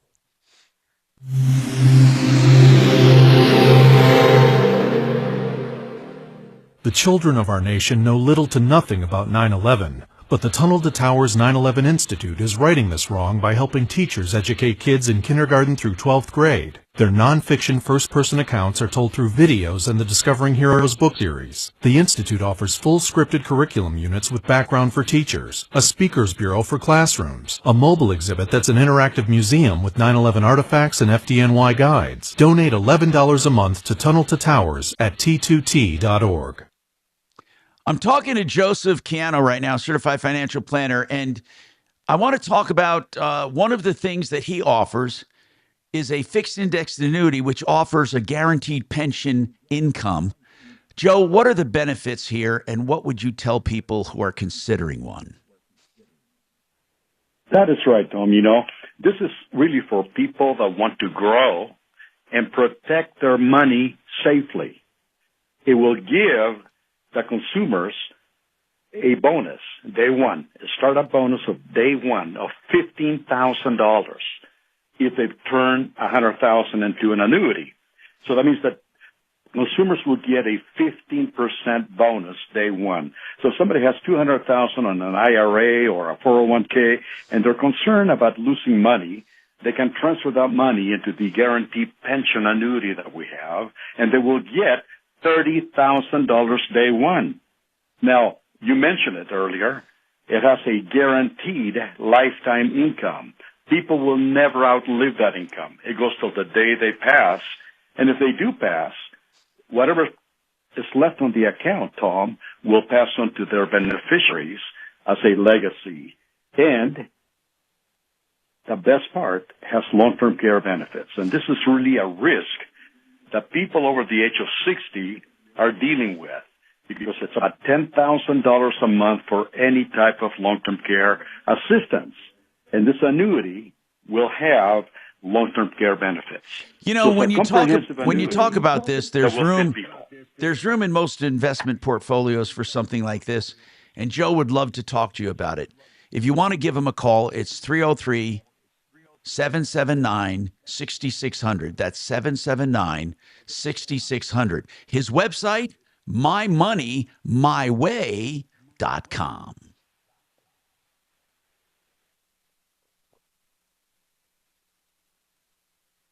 American financing. I'm going to tell you something. Right now, it's never been more important to get your ducks in a row when it comes to high interest debt. We heard a guy today that had interest rates on his credit card as high as 31%. You know what? If you have any equity in your home, you want to talk to American Financing. I've partnered with them for a very specific reason. And here's what it is. I want to see people get rid of high interest debt before they can start making money. That's the very first thing you do. And you can call American Financing, and they're set up right now for equity loans, lines of credit, or complete refinancing, whatever is best for you. So call them with all of your information and do it now. They're consulting you and will never charge you money up front for anything. 303-695-7000. Call my friends now at American Financing, 303-695-7000, AmericanFinancing.net. NMLS. Sorry for that long delay. No worries. That was long. So we got Kevin Calkin. Good. How do you spell it? It's a solenoid. You creep. You don't know how to spell shit. It's a solenoid. Solenoid. Solenoid. That's good enough. Solenoid. How do you spell I think solenoid? it's electric You fuel think she's pump. here. Solenoid. Solenoid. But it's cylindrical. Solenoid. That, S-O-I-L? Solenoid. Got an S in it. This is it. I just spelled it. That's how you spell it. yay. We know what it is. Oh, wow. Look at that possible solenoid issue. Bo, it's Dimitri. Can you hear me? I can hear you loud and clear. Hey, I did some research. Hi, Dimitri. I did some research on the internet over the weekend about an issue that's pretty important to you and me, and I won't discuss it now that we're on the YouTube.com. But I think that you and I are going to get a certain letter by the end of this month. Oh, really? Did you make some contact with somebody? No, I just kind of researched. Or just research? I just researched Okay. what other people are reporting for waiting times, and then I went back to the date that. Now you got me thinking. Now you got me thinking. What? Oh, I'll tell you as soon as all the microphones are turned off. Okay. Ooh, yeah, I so got to go juicy. check on a case right after the show, a crawl space issue. You want to come with me? What case is that you're checking on? It's a lady that had a main line replaced, and she doesn't think the contractor. It's a main sewer line. Was this a and call? it leaked all over. It was a call, yeah. Okay. Oh, have you heard anything about that mediation that took place with Justin Garcia and Carol? I did, and I didn't want to bring it up on the air. I need to talk to you about that. It did sounds like it didn't come out very well. Yeah, they never do, because it's not meant to be a trial. It's just a settlement discussion. That's all that 10 really seconds, is. guys. Yeah. Fiduciary Advisors, TrajanWealth.com. Hi, I'm Tom Martino, your troubleshooter. 303-713-TALK. 713-8255. I have an interesting situation here. And I have Kevin Calkin from Sheridan Auto Tech on, one of our car experts. Uncle Kevin, I call him. And Bruce says his daughter's car, he put a timing kit in there, changed a bunch of stuff in a 2014 Chevy Equinox with 140,000 miles. It including the timing and all kinds of stuff. Bruce, just go over with Kevin what you put in. Hey, Kevin. So I went ahead and put a complete kit in. I did the water pump, oil pump, front cover. I did all the sprockets, all the guides, the whole complete kit. I put it in. And that came with the new VVT sensors and VVT sprockets and bolts and everything. So and the timing belt, right? Timing chain. Not a belt, it's timing a chain. Yeah. Okay. I never know whether it's a chain or a belt. And the balance. Yeah, okay. And the balance chain. Now, I got put on too. It ran perfectly for a week, then started to shudder. What the hell's going on, Kevin? And now, so Bruce, if you went out and started it right now, would it be smooth? No, it runs like it's got a miss. And right before I did this, I just put in new spark plugs, coils, all that. I redid all that. So it's just got a slight miss. And I thought, well, maybe it's because the air conditioner is running. So I turned the air conditioner off. I still have this slight miss. It's a rough idle. You getting any codes at all? 0 codes. Wow. Kevin, it sounds like timing to me, right? Well, that's my first inclination. Yes, but I mean they're pretty sensitive. It would have thrown a correlation code for the cam and the crank. So there's absolutely no code at all being thrown. You actually put something on that's on the port to check the codes, Bruce. Yeah, absolutely. I did. And yeah, it's not throwing any codes. I do have one code right now. It's for the catalytic converter. It's a downstream, I think bank 2, sensor 1 or something. Would that like cause that. these problems, Kevin? Really wouldn't affect it. No, I don't think so. You don't even, so you don't have a good guess. Thinking out loud. Well, I mean, I'd need to get a scanner hooked up to it and look at data, see if it may not be counting enough misfires, but the scanner can pick up on misfires, that the check engine light won't set, things like that. So we need to look a little deeper into it, but that's interesting because I would have thought a timing code would have popped. But if you want to bring it by, we can plug in and see what it shows. That's not a big deal. You ought to do that. That might be tough for me. I'm in San. Where are you located, Bruce? I'm in San Antonio. Oh, you're in San Antonio. Oh, my gosh. Well, welcome, by the way. That's too bad, man. So if you start out now, you'll get here tomorrow or the next day. Well, and here's the weird thing, Kevin. So this morning I drove it to work just to see because she said it was acting up. And I left the house. I went probably, mile and a half to get to the interstate. Car seemed to run fine. Still had that little rough idle. I got on the interstate, on the on-ramp. I started going down the interstate, picking up speed. Once I got up to around, and this is why I think it's a timing issue. Once I got up to around 45, 50, getting up to, speed 65, 70, it just stuttered, and started dying like it starved from fuel. And to the point where I pulled off to the right because I thought I was going to stall out. And I took my foot off the gas, put my foot back into it, and then it worked itself out of it and ran the rest of the way to work. Not a problem.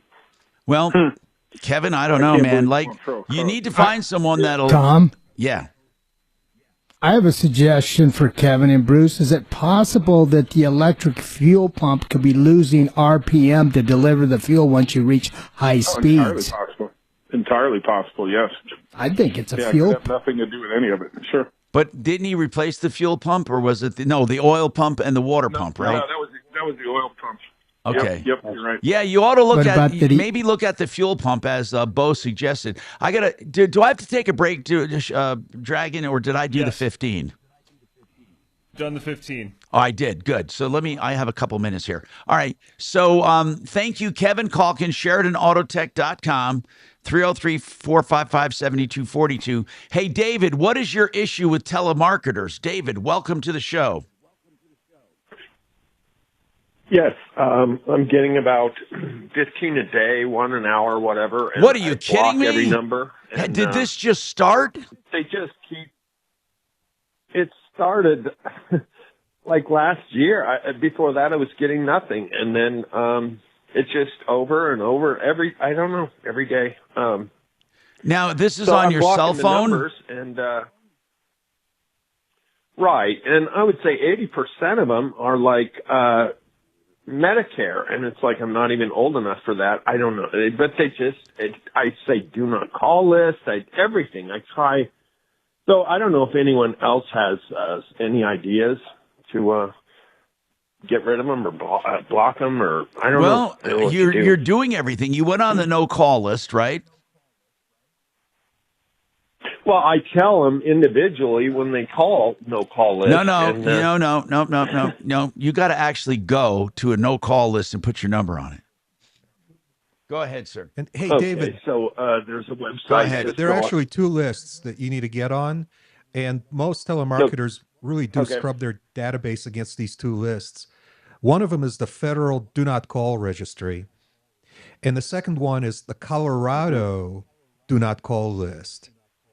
And once you enter your phone numbers into both of those databases, it takes 30 days to become effective. But I can tell you that most telemarketers... It really does work. They do scrub. It's not going to get rid of all of the spam you're getting, but it'll get rid of a lot of that spam. Because the penalties, the civil penalties are so severe for violations of these lists that most telemarketers really do use the scrubbing feature that the FCC offers. Okay, and that would apply even to, because half of them are just at the beginning a computer anyway, but they will still. It would still apply. Yeah, it's the phone number. It's your phone number that's going to get scrubbed. Great. Is your number? Are you using it for business? Is it on a website or anything? How are you advertising? In other words, how are people getting your number? Not that I know of.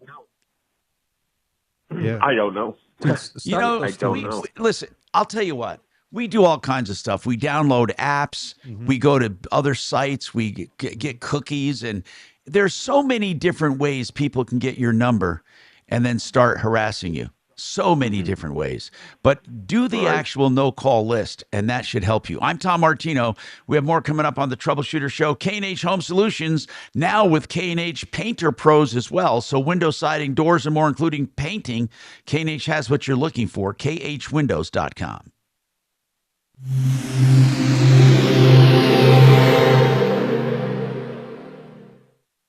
This is Denver's Talk Station with Tom Martino now. Dan Kaplis today at 4, 630 KHOW, Denver.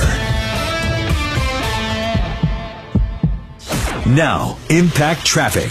This report is sponsored by the Music Saved Me podcast.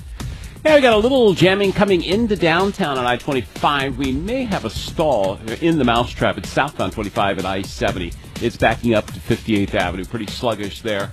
Looks like 270 is running a little slow up through Vasquez. This is on the westbound side. But the east side of I-70 along with Pena look real good. Most of the other freeways are pretty much wide open out here. We had an accident down to past Ridgegate. It's been taken care of. It was a little slow if you were heading down towards the Castle Pines area. But not too bad for the lunch hour drive. Shaping up well. With traffic, I'm Jonathan Steele. I'm Lynn Hoffman, and lucky me, I get to host the Music Saved Me podcast, the podcast that explores the healing and transformative power of music. You can listen to the Music Saved Me podcast on the iHeartRadio app or wherever you get your podcasts. Retirement Planning Center of the Rockies. They help you plan for retirement, as the name implies. You may wonder what that entails. Well, it entails everything to do in retirement: income, nest egg, investments, long-term care, legacy planning for passing on your business or selling it, or some other kinds of assets you have. They go through everything you have and make suggestions and help you coordinate. If you wonder exactly what that means, call them and ask them. They'll be happy to talk to you about your plan and what they would recommend, free of charge with no obligation. rpcenter.com. rpcenter.com. banker.com. 970-663-3211. That's 970-663-3211. Hey, so many people want to get involved in investing, but they don't have a lot of money. And for that, I recommend Become the Banker. It's one of the most safe, conservative ways to save money and to make it grow tax-free. BecomeTheBanker.org. It involves overfunding life insurance on purpose.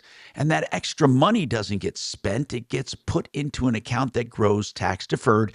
And Joe Chiano can teach you how to make it tax-free. And it serves as income later on in life. BecomeTheBanker.org, 303-779-6600.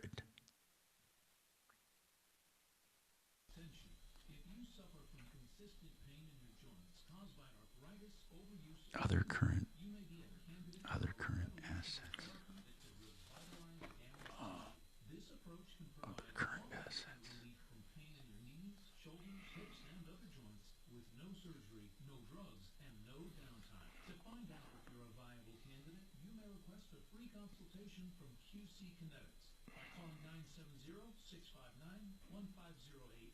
Instead of masking the symptoms, it goes to the root of the problem to resolve it at its source. Already used by Tom? Yes. Yeah, you mentioned. I'm going out on this call after the show. The lady called in. Her name is Barbara. She had a crawl space sewer line leak, and she's really worried the contractor, the HOA used, didn't install it right. So I'm going out on that this afternoon. I was asking if Dimitri could come with me, but he might need to put his overalls on. Bo, I would love to, but I actually have a 2:30 Come on, appointment man. right after the show that I have to be at, and it's all the way over there near Fitzsimmons. Lucky guy. Yeah, so I totally lucked out. What is that for? That's a follow-up for us? Oh, no, it's my own. It's for my business. How dare you? Yeah, come on, man. What is it? Please hold a moment. Got a meeting at a bank. Yeah. Yeah, and I'll tell you about Justin Garcia later today or tomorrow. Whoa, really? Mediation. What? Does it have to be later today or tomorrow? Can it be now? A little sneak peek? Well, I write to get a little more facts from the lawyer, but they went to mediation. And? But really nothing came of it. The mediator, I'll tell you, the mediator kind of wants her to stay with the guy and get the job finished. Oh, come on. Which is ridiculous. So I'm only getting one side of it. So I want to call Dimitri's lawyer and get the other side. Yeah, Neil Hollington. So I don't want to give an update. Hey, by the way, the mediator has absolutely no say in Tom Martino Show. in what she should do or what they make should do. Suggestions, right? Yeah, so She's making a powerful suggestion, and I think Martino it's Show. totally wrong. yeah, This guy's an ass. Yeah, and a I would thief. not. I would. No, There's I- zero I- value to anything I that a mediator says. Yeah, I might need your help on this to call Neil and I want to get the other side of the story before we go on the air. Do you want me to email Neil and ask him to give us a call if he feels it's appropriate with an update?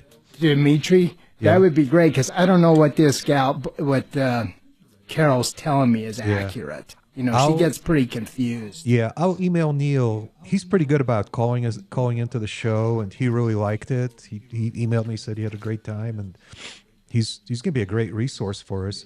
Of course, we haven't had any calls. We need about to give him. Yeah. Well, that was great, Dimitri. You found him because he's doing it all pro bono. Yeah. We should give him some little bit of airtime. Yeah, I mean, I would he has love a lot to. invested already. He deserves it. He totally deserves it. Oh, man. I'll email him right now, and I'll CC you on that, Bo. Okay. 10 seconds, guys. 10 seconds. Auto accident? Find out what your case is worth. Call Fuller.com. Denver's talk station, 630 KHOW. Hi, Tom Martino here. Welcome to the show, 303-713-TALK, 713-8255. All right, we have some breathing room here. We're going to take Stephanie Thomas from Coldwell Banker in Colorado Springs. Somebody wants to know, that we danced all around it talking about for sale by owner, and they want to know, basically, they said, what exactly do you pay to have your home sold? So what are the commission structures right now that you normally see in the market? there's not a normal. There's not a normal. There's not anything set in stone. Right.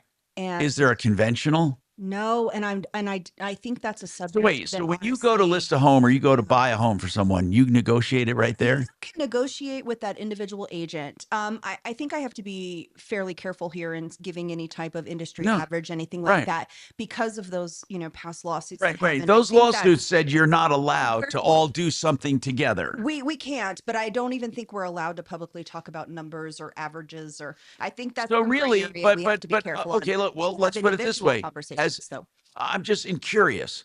Is it safe to say they're going to pay at least 5% when they sell their house? It really depends, honestly. They really need to talk with an individual Everything's agent. negotiable. Everything's negotiable. We So all I have can rates that have we someone agree list to my work. home. Mhm. I can have someone list my home and say, I'm not going to pay a penny more than 4%. And then that broker can say, well, then find someone else.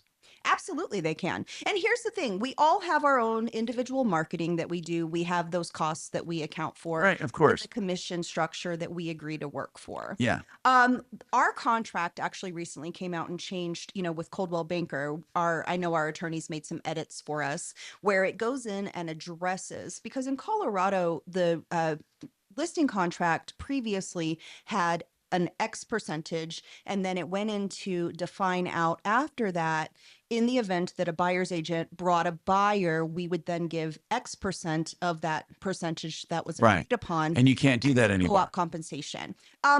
We can, but it's a little bit different. So now the contract stipulates and says the listing agent or listing company is working for X percent. Okay. You, as the seller, are agreeing to a different percentage completely for a buyer's agent if you're doing that. So Coldwell Banker actually has kind of taken that verbiage out on our contracts, where it's now a separate document that says, hey, you're advertising X percent. You're giving us permission to advertise. You're offering buyer compensation of X percent. So it's really just some housekeeping items on how they're defining that differences out. So before, for instance, if you had a 4% or 5% or 6% or whatever that looked like, whatever you agreed upon, and then it was split X and X, now it's like you've got one percentage and you have another percentage. Really? So now it is defined And so a little it's bit differently. and then you negotiate who's going to pay it.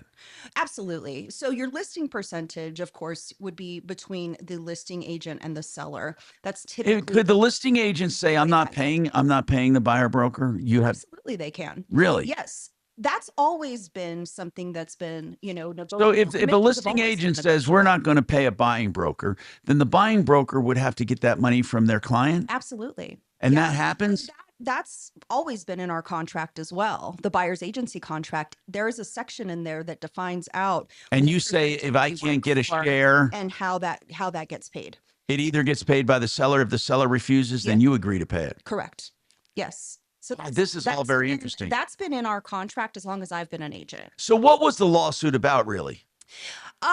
The lawsuit actually started in a different state, Right. and it became a national lawsuit, and everyone kind of got in there together. What was it? What was the main crux of it? Essentially commissions. You can't have a fixed commission. There was some accusations of that. I believe it started in another state where an individual was told they couldn't change commissions. I was just kind of going back on some of the reports that we've gotten. But commissions basically now are totally negotiable as to spin, though. It really, then why? I don't understand. There's always an industry average, with any industry, not Right. just real estate commissions, but with any industry, you've got an average pricing to be competitive to the Yeah, market. So right. I don't know that that's necessarily gone away. I think there's still averages, but what this did is not all states had buyer's agency contracts. So that has now come into play. Colorado's had buyer's agency contracts, like I said, as long as I've been an agent. Right. So now And there were states that did not have buyers agencies. they didn't have the contracts. They had buyer's agents, but the contract was a little bit different. So we have buyer's agency contracts in Colorado. So we've kind of been a little bit ahead of the game.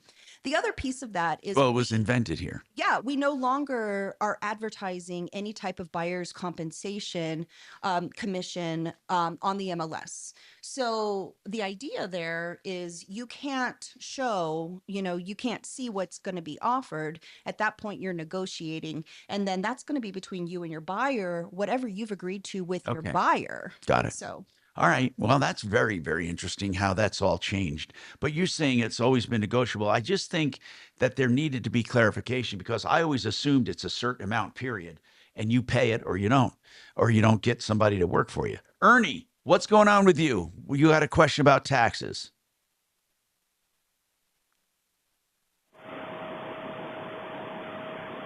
Ernie. Hello? I'm here. Go ahead, Ernie. Yes, sir. All right. Tom, I'm considered blind right now, and my taxes are going to be filed. Do I have to pay? Is there any exclusions for blind people? There used to be. There actually used to be, and I'm not sure if that's still that way. I don't know if there's a special exclusion for the blind. We can look that up, though, for you and find out. I appreciate it. Hold on. Let me just ask AI here. Okay, hold on. All right. Hold on. I'm asking it right now. Right now. Let's see what it says. I said, is there a special exclusion on income tax? Let's see. Yes, individuals who are legally blind are eligible for specific tax benefits on federal and state levels. Legally blind taxpayers can claim an additional standard deduction on their federal income tax return. So, are you filing single? Yes, sir. You get an additional $1,950 as a deduction. Okay. But you really need to talk to an expert. You don't do your own taxes, do you, Ernie? No, I don't. I just wondered. See, my taxes increased quite a bit when they start taking that minimum retirement. How old are you right now? How old are you right now? I'm 88. Well, that minimum distribution happened way back when you were 72. Yeah, and it continues right through, till. So you're saying your tax rate? You're saying your tax rate went up? Yeah, well, yes, my income went up because they're taking $400 a month. They send to me, and that's considered income. No, of course, that's your minimum distribution. I got it. So you must have some retirement put away. I had a couple of dollars put in my plan. All right. So my Ernie, wife died. So Ernie was a member of. Okay. So basically, it is, all I can say is it is what it is when it comes to that. And you do get an extra federal deduction and some other deductions, but go to an tax expert and find out more, okay? Because we can't give you specific tax. If you had a specific question, we can get it for you. We have more coming up on the Troubleshooter Show, 303-713-TALK, 713-8255.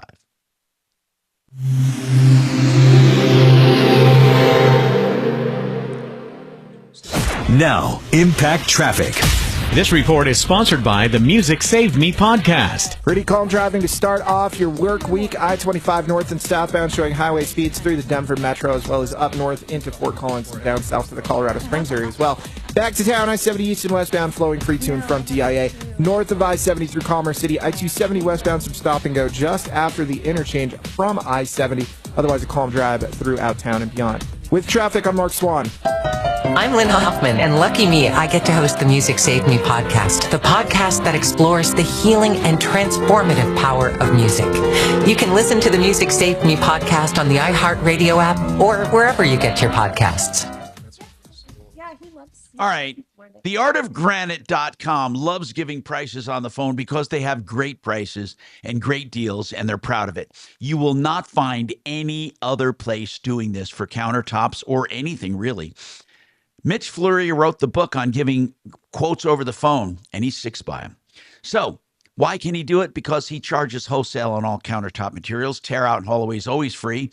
And he likes to throw an extra incentives for you as well, like a free backsplash or a free edge treatment or maybe a free vanity in the bathroom when you have the kitchen done. Call for the latest incentive and for your price on the phone, 303-386-5919. No matter what countertop material, natural stone or man-made, 303-386-5919, theartofgranite.com.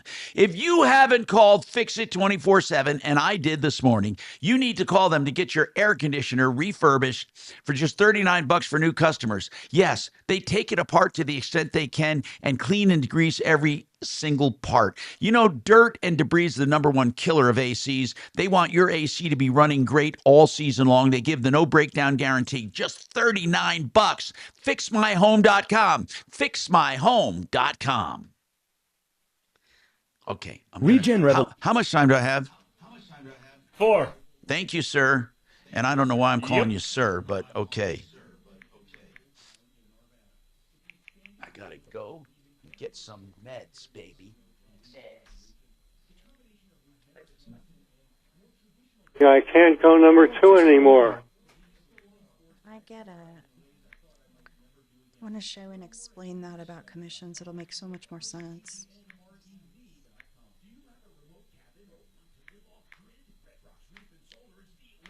That's been such an interesting topic because the general consensus is that you could never negotiate with your agent, but the thing is you can negotiate with your agent, but we can set our rates like any business. Yeah. We can set. You're not required to accept any offer. Absolutely not. We can set our rates.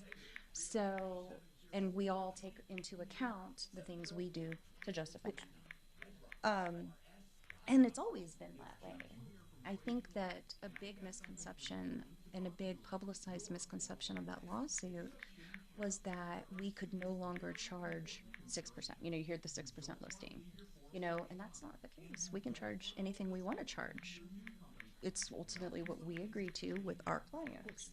But we set our own rates like any business, as we should in every market. I mean, there should be nothing standardized about it. But there are averages and industry type averages to be competitive. So it's like, you know, you expect a certain range, but that's what the industry, like, I know you said trash service and recycling, right? I'm sure you look at the other companies, what they were charging, and your pricing was competitive to theirs. Maybe not identical, but competitive. Oh, yeah. But we all ultimately create our own marketing packages. And I know, for instance, that my marketing package that I put together is way more substantial than the typical. And I know that, you know, and my business coach that I worked with, she told me, she's like, when I gave her my marketing package, she was like, oh, wow, like way more. And she's, you know, works with a lot of top national people. And so it's like, I know that I can justify, you know, what I do and why I do it like I do it. But ultimately, every agent is, you know, in charge of that or in their company. And companies, I think, can still create intercompany standards, just like any business. There's just such a misconception about all of it. The agent that brings in a buyer, like they get 2.75 or something? It's what they negotiate. Oh, so it's not fixed. It's no, none of the commissions are fixed. It's what they negotiate. Oh, okay. So for instance, traditionally it's been like 2.75 or something like that, right?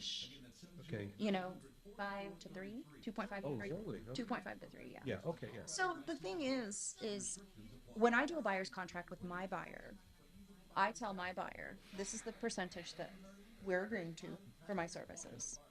The contract stipulates and says that I'm going to try and, you know, get that from the listing brokerage or from the seller, whatever that looks like.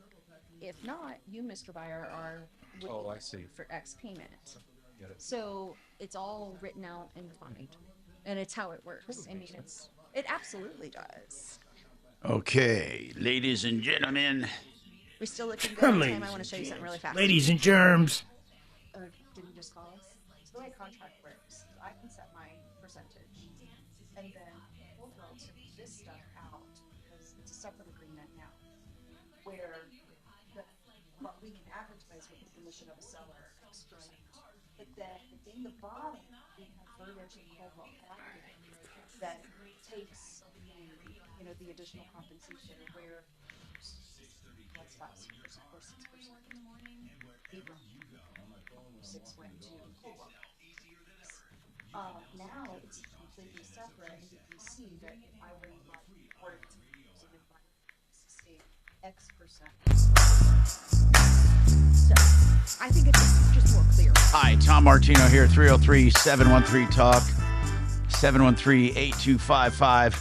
All right, I have a text here that says, Tom, what is your motive? Are you subliminally suggesting a lot of Medicaid fraud by people who are living in expensive homes? I don't think that's the case. I don't think anyone with any means is going to choose to be covered under Medicaid versus some other health insurance, including Medicare. Care under Medicaid is generally pretty sucky, like way substandard. Okay, let me address this. First, when I said Medicare is now income-based, meaning a lot of older people and a lot of people on fixed incomes might have a house that's completely paid for, but they don't have much income, they are eligible for Medicare or Medicaid.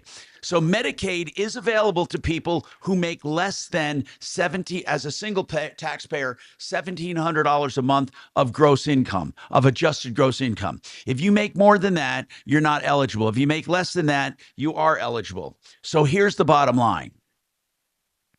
You have to apply on income alone. Is it true that Medicaid has pretty sucky service? Absolutely, positively no. In fact, Medicaid offers some of the best providers and some of the best health care in the system, period. And I know that because I know people who do Medicaid, and they say that the service and the quality of care is better than they've ever had in their entire life. So that is truly misunderstood. Medicaid does not mean substandard. Absolutely, positively does not. And I am not suggesting Medicare fraud or Medicaid fraud. It is not Medicaid fraud. If you qualify, you qualify. It doesn't matter if you have an airplane or a house or a boat or a yacht. It doesn't matter. It matters income, period. Income when it comes to regular Medicaid. So there. And I'm not suggesting it's fraudulent at all. That's the system, and people have a right to take advantage of the system. Now, this one guy who had a home, where did he say he was? He was in North Carolina, Valdez, North Carolina, said he had sold houses on his own. He was having trouble selling this one. And I said, I think you're asking a little too much for the average price in that market, because we looked up the average price and it was around 280, and he was asking 390. 390, Yeah. right? Okay. So we wondered, why isn't it selling? It's probably price. And what he said was, I fixed up the house. Most of those houses selling for cheaper need a lot of the upgrades I already did. So that is a cautionary tale, maybe. If you have a neighborhood where houses are selling, let's say, for 300, and the average home is like 300, and they need a lot of work, and you do all the work, and now you're going to sell for 385 or 420, is that wise? You know, it's the rule of thumb is it's always hard to be the most expensive home in the area, because ultimately it's harder to find comparable sales when determining value. So it's better to be medium to low price in the neighborhood. Yeah. So if he was going to, maybe to justify. Did he make a mistake by fixing up that house too much? He may have over-improved it. That's a possibility. What'll happen is the appraiser may be able to extend the area a little bit as long as they stay in a like neighborhood. You know, they do have things they won't go outside of, crossing major roads or, things like that, changing neighborhood type to find a home to justify it. But if they can't find something that justifies that, they can make some adjustments. My suggestion to this gentleman would be to get an independent appraisal and just get, that get the lowdown. What is it worth? What is it worth? See what they do. You might have over-improved it, sir. So here's the bottom line. If you're going into a neighborhood and you want to improve your house to sell it, don't improve it too much, because some people would rather have the affordability of a home than new windows. They might think, I can buy this house and live in it at least, and I'll get new windows someday. Sure. And there are certain And you can always make a concession after you get the contract. yeah, you can definitely, put it in the contract. Your inspections and things like that. But, one thing, you just want to be cautious not to do that. Or I had a transaction where the property was so over improved and we had comps that were renovated comps, and this one, was just so much higher improved that they came in, really over the top in pricing, and there was no justification for it. So they pulled comps from different towns in the same county, and that's not really going to work. I think you need to hyper focus on your location and make sure you're good to the location. All right, 303-713-TALK, 713-8255. This is the Troubleshooter Show. We're solving problems, answering questions, taking complaints. Get your calls in for anything you need. Or you can text me at 747-999-5280, 747-999-5280, or on the iHeart short code 57739. Put Tom there. If you're looking...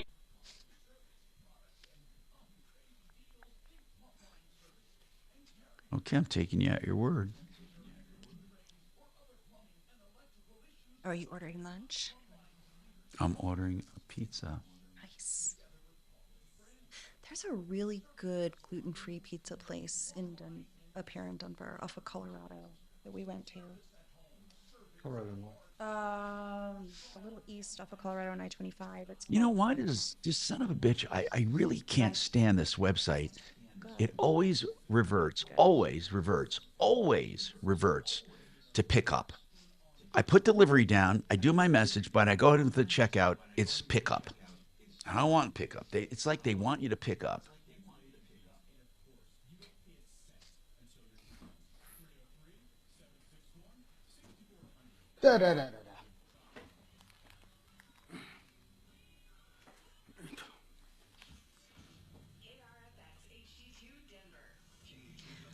What I was saying, though, and what I started to say until I kind of changed directions, is there are certain aspects of a home that don't add as much value as you might think. Things like, I just redid my HVAC system, or things like that. Oh, right. Because those are elements of the home that they kind of expect to be there and working. Anyway, in other words, Yeah, so that's such a hard thing. And solar's one of those items that you hear really... the solar people will say, oh, well, you're adding so much value to your home. You're not necessarily, unless they can establish a pattern of higher priced homes that sold with solar versus ones without. So some of those things are a little harder to do. And the other thing is, you don't ever get dollar for dollar back. Yep. And that's, I think some things that people don't always take into consideration. Yeah, I can't go number 2 anymore. I can't go number 2. I can't go number 1 anymore. Hey, Tom. Yes, sir. Hey, would you let me do the 1 o'clock open? I practice. It's like 48 seconds. All right, go ahead. I'll tell you when to go. You'll tell me, or should I have Dragon do it? Have Dragon point to you, and then keep my mic up, though. Okay. Excellent. Thank you. It's the Deputy Bo Show. If I'm bad, you can let me go. We'll just Kelly put you out of your misery. Yeah, she'd like to do that. I'm half dead. Kelly's been quiet. Too many mimosas. There you go. 7.5 is her limit.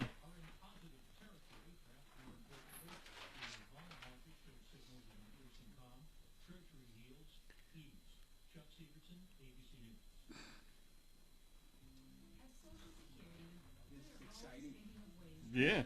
You gonna tap on the glass or do it here? Yeah, you can do it in there. 106. Give or take. Yeah, you'll hear the open like normal. The 10 seconds, guys. Yeah. Then you'll point it to me. Oh, then you'll hear the open, so then it'll play. Do you want me to pull up the? Where'd it go? So you hear this. Okay. Then Yeah. start talking. So then once this is all done, and kind of ramps down. So hang on. Right around there. Nope. fast as we can. Boom. Oh, wait. Do this. Now go. Okay. Go, green. Go. Start. Hello and welcome to the fourth hour of the longest standing consumer advocate show in the world. For over 45 years, the Troubleshooter Show has been solving your problems and complaints.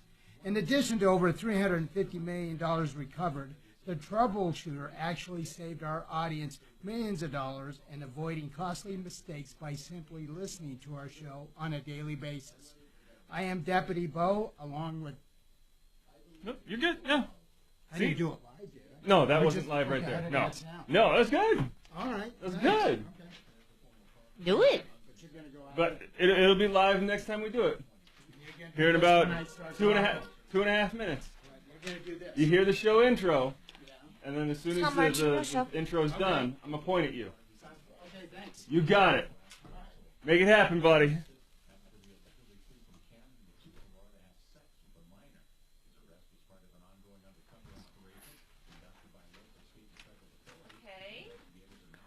Okay. Garage Kings, and it is now called Elite Garage Kings. And their phone number is 720-939-2448.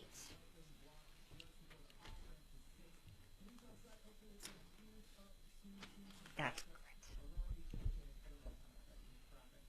Can you hear me, buddy? Yep, that's I can hear you. Okay, no problem. I got it.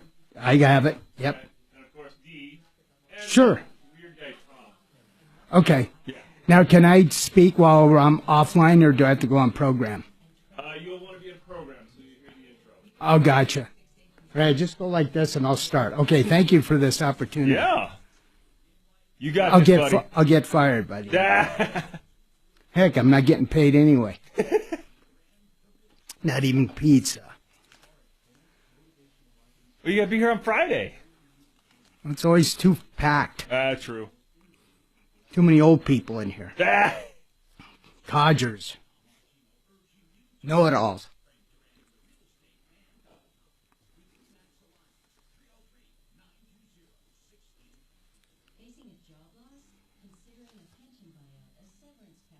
It's a Dragon is about 47 seconds. Yep. Okay. All right.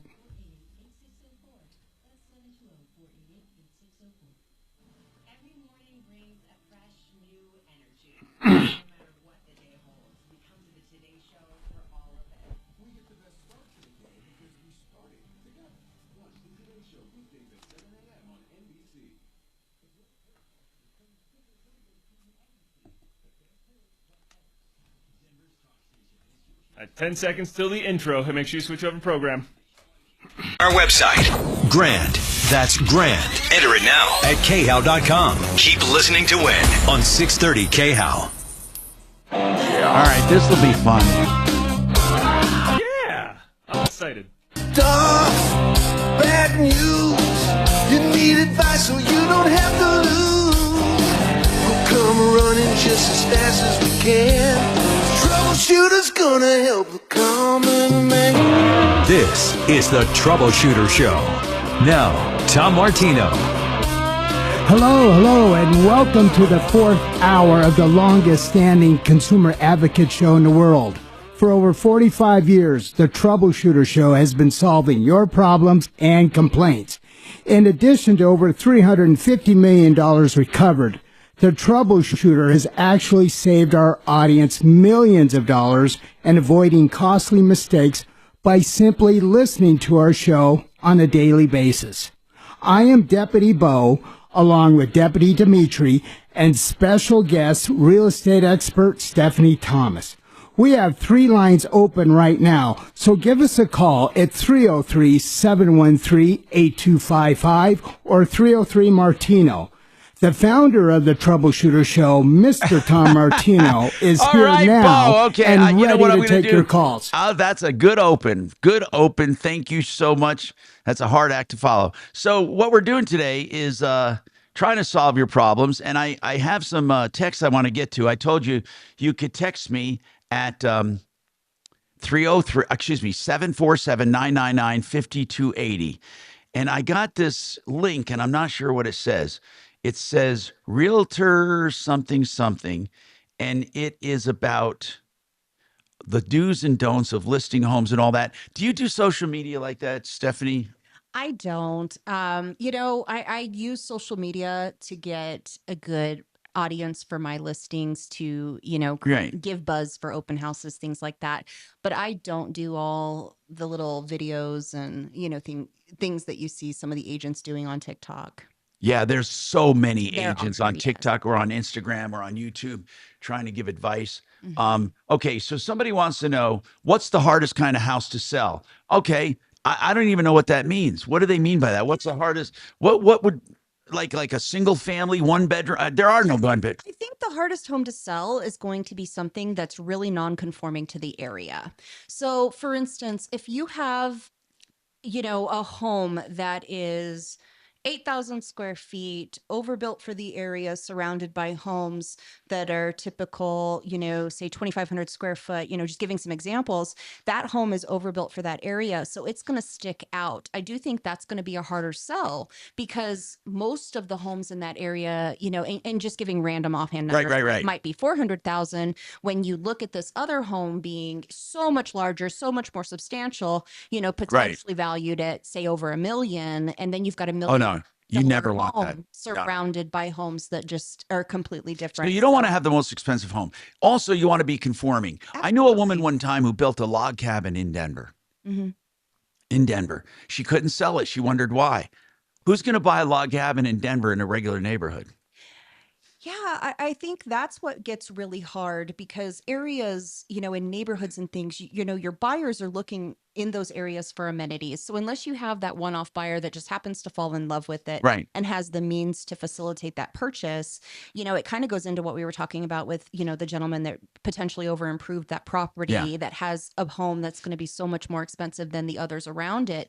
It just becomes a difficult position to Of course. be in. Now there's another one. Find the value too. There's another one. I think people severely limit themselves when they do Frank Lloyd wrong or Frank Lloyd right. These modern looking boxes with steel and grays and glass. Yeah. I mean, now there might be people listening, but we call them modern, which is funny because they looked the same in 1960. We used to call them modern. We still call them modern because no one's ever caught up with it. But there was always a concept by Frank Lloyd Wright of what houses would look like.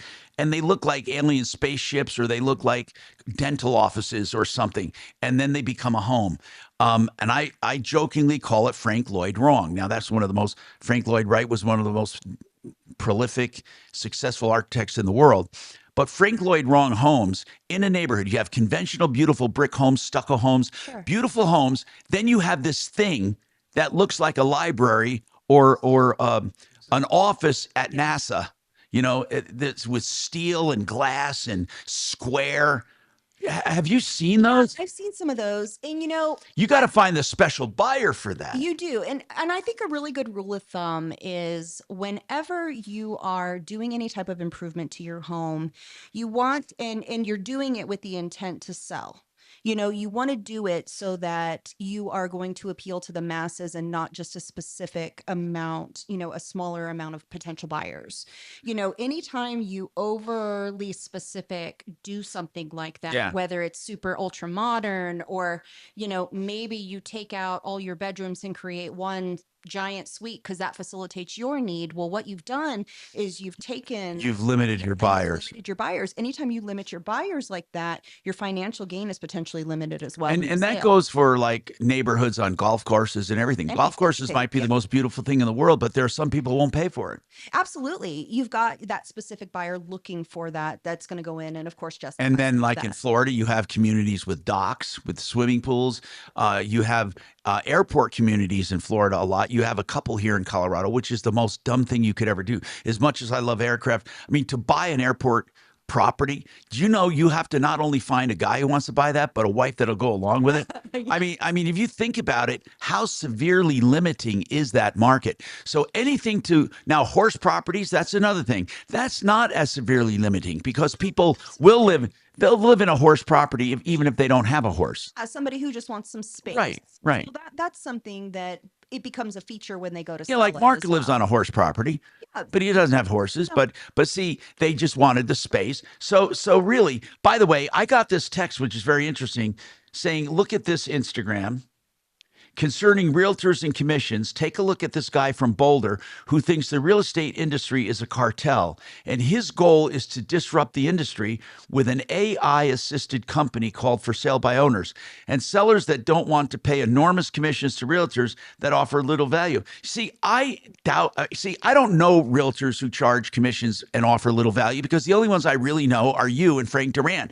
And I can say in almost every single, not almost, in every single case I've seen, you guys have outsold the market. And I don't think there's any way an individual with one house, one perspective could ever see. You look at the overview and you're thinking, wait a minute, I had a house like this over in such and such, and I was able to do this, this, and this. Let's start out here and we're going to get this price. I don't think an individual can do that. And I certainly don't know what how shall I put it?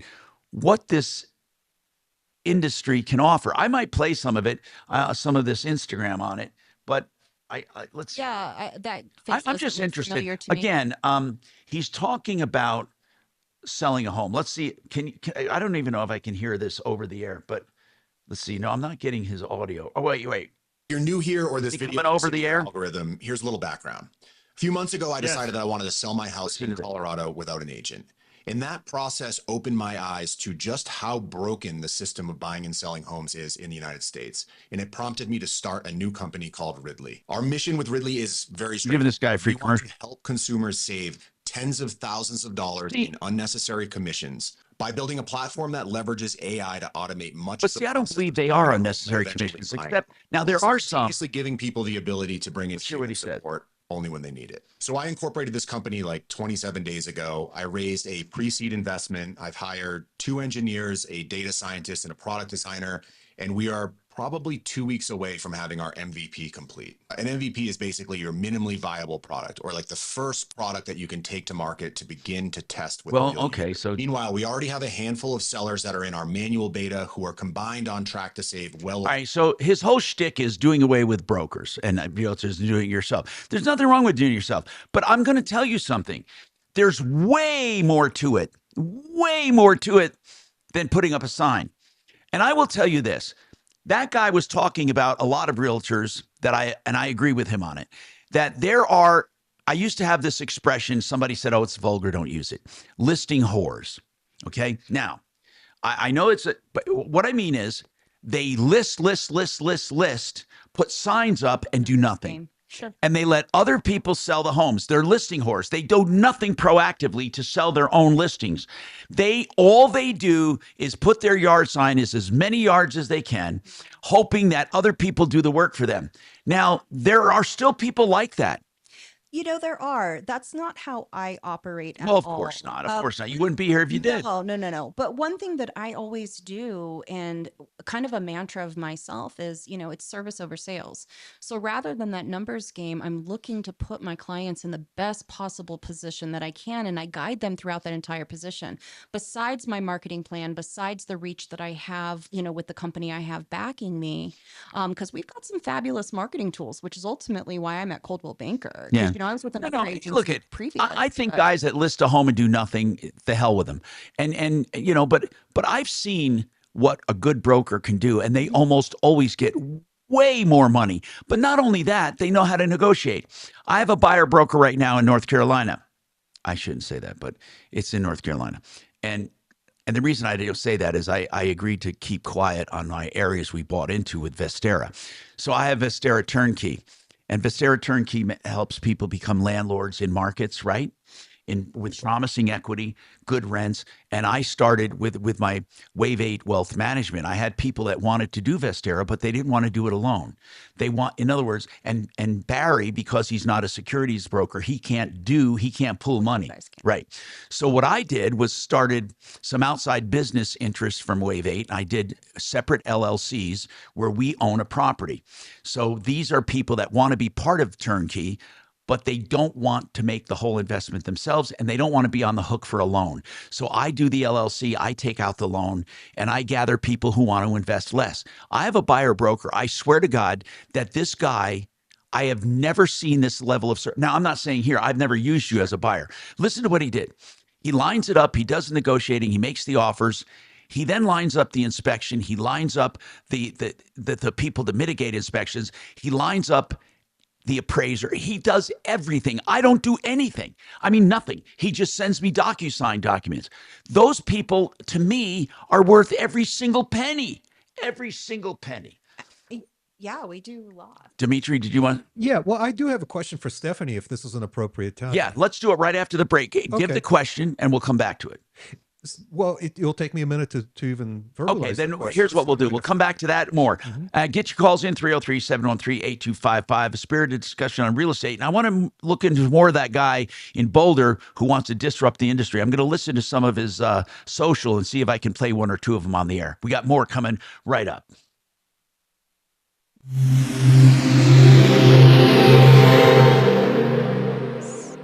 The Tree Farm's early spring tree and shrub sale is going on now. Come see the best selection of trees, shrubs, perennials, and more with huge savings. A list of our sale items are at thetreefarm.com. 6-foot-tall aspen plums only $119.99 each. 3-year-old Cheyenne privet hedge now gets 6 for $306. 6 to 8-foot spring snow fruitless crabapple trees only $139.99. Come see. 25 to exit 235, then 5 miles west to the Tree Farm. Joseph A. Lazara is a criminal defense attorney I hope you never need. Sounds so severe, criminal defense. That could be a massive traffic ticket or a DUI. I don't mean to underplay those. They are crimes. And so is assault when you are arguing sometimes with a neighbor. I mean, there could be, here's what I'm saying. There could be times that you're charged with a crime. You're not a hardened criminal. There are times you're an idiot. You made a mistake. There are times you lost your temper. What I'm saying is never shop for an attorney under pressure. I've done the shopping for you 30 years ago, and I can tell you Joseph A. Lazara has served many of my listeners. Unfortunate to say that, right? Put the name away. I hope you never need it. Lazara, L-A-Z-Z-A-R-A, Lazara Legal, Joe Lazara. Find him at referralist.com, 303-429-6200. Free initial consultations always, and then flat rate pricing on whatever you have, 303-429-6200. Now, a big part of my shtick is helping people get out of debt, helping people to invest, helping people to make their lives better. And I am partnering with American Financing as part of that mission.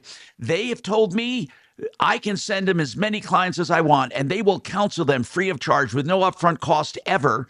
And they can ask about their loan equities. So they do equity loans on your home to reduce your high interest debt, or they can do refis. In some cases, you might have a low interest on your house and you say, well, I don't want to go into the 5s and 6s. But when you look at your high interest debt, your blended interest rate would be much lower and you'll be in a better position. My friends at American Financing will never steer you wrong. Call them now if you have high interest debt accumulating. It's your first step to financial freedom. 303-695-7000, 695-7000, AmericanFinancing.net. NMLS. So where is my pizza? Oh, it will be a surprise. Or is it one I'm going to be able to answer? Yeah. We never rehearse. Never rehearse. I'm just curious. Like, okay, I want to hear this guy. I'm going to be playing some sound. Don't get. Right, let's talk about negotiating commissions with agents. So this is probably one of the hardest and most uncomfortable aspects of the home selling process for most homeowners. And the truth is, most agents know this. Many realtors like to pretend as though somehow their commissions are set in stone, like their brokerages won't actually allow them to lower it. But in most cases, that's just a sales tactic. Okay, I don't want that one. I want to do some. I'm trying to find something. All right, here's a hot take. One of the biggest grifts in real estate is the idea that selling a more expensive home is somehow an order of magnitude more work than selling a less expensive home. I'd argue it's actually easier to sell a more expensive home, and that luxury realtors are probably the most grossly overpaid group in the entire industry. So now that I have your attention, let's talk. Do you think he's right on that? I think we can have higher marketing costs, and depending. Many luxury realtors will argue and try and justify their higher commissions by saying that higher-end homes take longer to sell because there's a smaller buyer pool. Where did this guy get all his background? Since this New York Times article dropped yesterday, my inbox has been absolutely flooded with thousands of messages from both consumers and agents, all saying the same thing. The system of real estate is broken. Consumers are fed up with being taken advantage of with high commissions and gaslighting in this process that feels designed to keep them in the dark. And agents feel trapped between NAR and brokerages and local MLSs. They feel forced to operate within this system that doesn't actually serve them or their clients. For decades, this industry has prioritized its own interests over the people actually buying and selling homes, but that's starting to change. The public is waking up. People are waking up. Agents are waking up. And the cracks in this system are just getting bigger and bigger. Well, he has a lot of platitudes, but he's not giving me specifics. So I just read this article that over 71% of agents didn't close a single deal last year. And it got me thinking, does this make me a top producer? That was true. Kind of sounds like it does. And if so, I definitely need to get one of those top producer badges that I can put in my profile. Dude sounds a little douchey. It's day 7 of my mission to disrupt the real estate industry. I've been under contract for a week now. Feels great. Here are the updates. So first of all, I finally decided on a name for the company. I've gone back and forth. I had a short list over the last couple days. The company is going to be called Ridley. And there's a reason for that, and I'll tell you why at some point, but not right now. All right, 2, I've decided that I'm going to raise some capital to get this business off the ground. We've got some incredible momentum right now. Raise capital first without organic. Out over the next couple days, it's only more fuel on the fire. So I'm going to take on just enough capital to get this thing off the ground. Okay. I haven't raised any money yet. I've got a lot of... Okay, I don't want to hear that shit. I want to hear, what are you doing? Here's a little secret for you. Real estate agents are not lawyers, even though many like to pretend like they are. Well, I'm going to tell you something. In the code, in Colorado, it says real estate brokers are licensed for a limited practice of law. Yes, we are. Did you know that? No. Yep. That is Colorado. It's day 7. Here's a little secret for you. No, he really... 10 seconds here, guys. Advisors, TrajanWealth.com. 630 KHOW, an iHeartRadio station.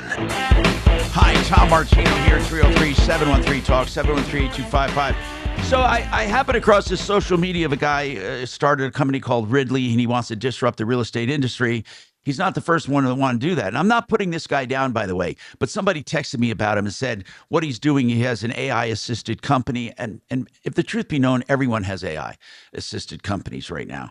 But apparently he wants to disrupt it. He believes that real estate people are not doing their job. Now, I'll grant you, there is something to be said about listing whores that all they do is list as many homes as they can and play the odds and have other people sell them. There are people that don't do their job. Stephanie Thomas, you and Frank are an exception. You really are. I'm not just saying this.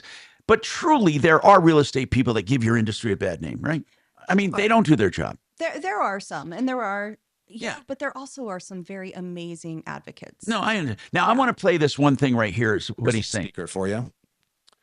Real estate agents are not lawyers, even though many like to pretend like they are. So one of the biggest fears that I've heard from this community as to why they choose not. Now, I want to say something about that. Actually, in Colorado, in the statute where that deals with licensing of real estate brokers, it actually says that real estate brokers in the state of Colorado have a limited practice of law having to do with the transaction at hand. They literally are licensed to practice limited law for the negotiation and process and consultation of the contract. Did you ever read that? Yes. And people don't understand that, but they actually can act as lawyers for that transaction and their client's best interest. Yes, we can write contracts Right. within those states. And negotiate them and rewrite them and get and advise them on the contract. We can. You The can. contract also does stipulate and say that it is a legal document and that we are not an actual attorney. Right. They can have them reviewed. Right, of course, and they should, in my opinion. Ought to represent themselves in a real estate transaction is a legal risk. And I get it. Contracts, disclosures, contingencies, it all sounds like a total minefield. But here's the reality. Most real estate contracts are just standardized templates. Agents are not drafting big legal agreements. That's true. Yes, we do have a standard contract that we fill out. And then you have additional provisions. Additional provisions. Of course. We write things. Okay, so anyway, by the way, let me just turn him off. I like people who want to improve industries and stuff, but I don't see really the real estate industry as being broken right now. I just feel like there's a lot of people that don't do their job. But what can you do about that? You weed them out. A lot of people go with friends of friends. They don't actually investigate a real estate broker. They don't investigate the track record. So the question is, how do you do that? How do you do it?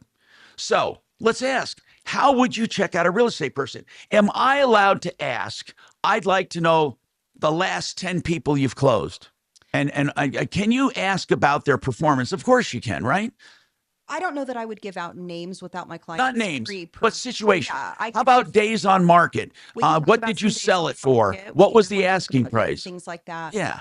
And for me personally in that arena, I take on such a diverse, I guess, property types and special circumstances. Yeah. So sometimes just, my statistics and things are not always, I take. They're not always they're not always sale because I'm taking on homes that are going to be more difficult. To sell. Right. But one thing that I do, even in that type of an instance, is I am keeping my client fully informed. I'm giving them, updates on views. I mean, it's a process. Right. And in working with me, I'm not the agent that disappears and you see me put a sign up and I show up at close. It's not how it works. Now, somebody asks, really, if you don't have a real estate broker and you do a for sale by owner, how do you deal with other agents? And that's a good question. So you would have to, when you advertise, probably say, something about a co-op or not? I mean, do you shy away from for sale by owners? No, if you're a buyer broker and you see somebody selling a house, do you think to yourself, I want to stay away from that? Not at all. If it's the house that fits my client's needs, then I would have. And how does that work? You negotiate with the owner then directly? I would. So keep in mind, I've already negotiated with my buyer what my commission is going to look like in my contract. Right. And that's between my buyer and myself. So then I would go to this owner of this home. I would disclose my position as my client's agent because we have to make a formal Right. I'm representing this person who's interested in your house. Yeah. Now, do you ask the seller? I would ask them, are you willing to pay? To cover any commissions, because I do, depending on the agreement I have with my agent or my buyer, I have to inform them. So okay, Dimitri, Deputy D had a question he wanted to give to Stephanie. Go ahead. Stephanie, it's so nice to have a real estate professional to ask all these questions. Oh, go ahead, man. Hey, not long ago, I went and looked at some 5-acre properties, kind of like around the Sedalia area in which to build a home. And I drove past a property that was neighboring one that I was looking at. And it was a beautiful home built on a modern, very stately home. Okay. And I was surprised to see a couple of cows hanging around in the back of the house. And I was told, and as I drove around the neighborhood, I saw miniature donkeys, things like that. And somebody told me that's because these homes or these properties get some sort of an ag taxation level as opposed to a regular residential taxation level.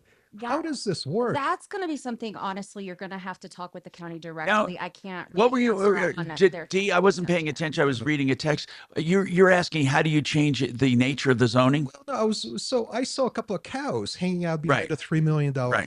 Right. And I was told that it was probably because they added the cows in order for the property to qualify for ag land. No, that's not true. No, here, let me explain this to you. You don't ever have to have any cattle to be ag.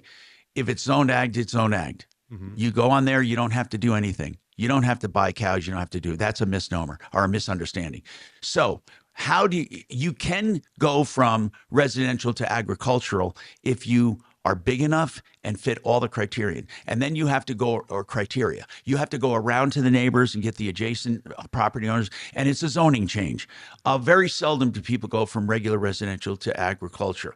Usually the agriculture and residential areas have been preset in a master plan and zoning, and they stay that way. So if you move into an ag property and you don't use it for ag, you're not going to have it taken away. They don't take it away. It's an ag property. Now, in some cases, when you try to become ag, you have to show an agricultural purpose, which is weird. But you don't have to do it the other way around. You don't have to do it to maintain it and to keep it. Very seldom will the taxing authorities bother you, saying, by the way, you don't have any cattle here. Why are you paying agricultural taxes? Because I'm in an agricultural area. And I've dealt with this for so many years when I developed subdivisions. We had agricultural zoning. We had 35-acre lots, and people paid very low taxes compared to the amount of home and everything they were putting on there. So it was a benefit to have agricultural zoning, but you don't go there and change it to agricultural easily, and a couple of cows won't do it either. But one of the easiest ways to get agricultural zoning would have adjacent property that's already agricultural. Then you have the neighbors who say, yeah, fine, because then you have your land is opened up for grazing unless you fence them out. And then would I have to go out and buy some animals? No. And if so, no. You can just if you're adjacent to agricultural property, you can have grazing land. You don't have to have cattle to have grazing land.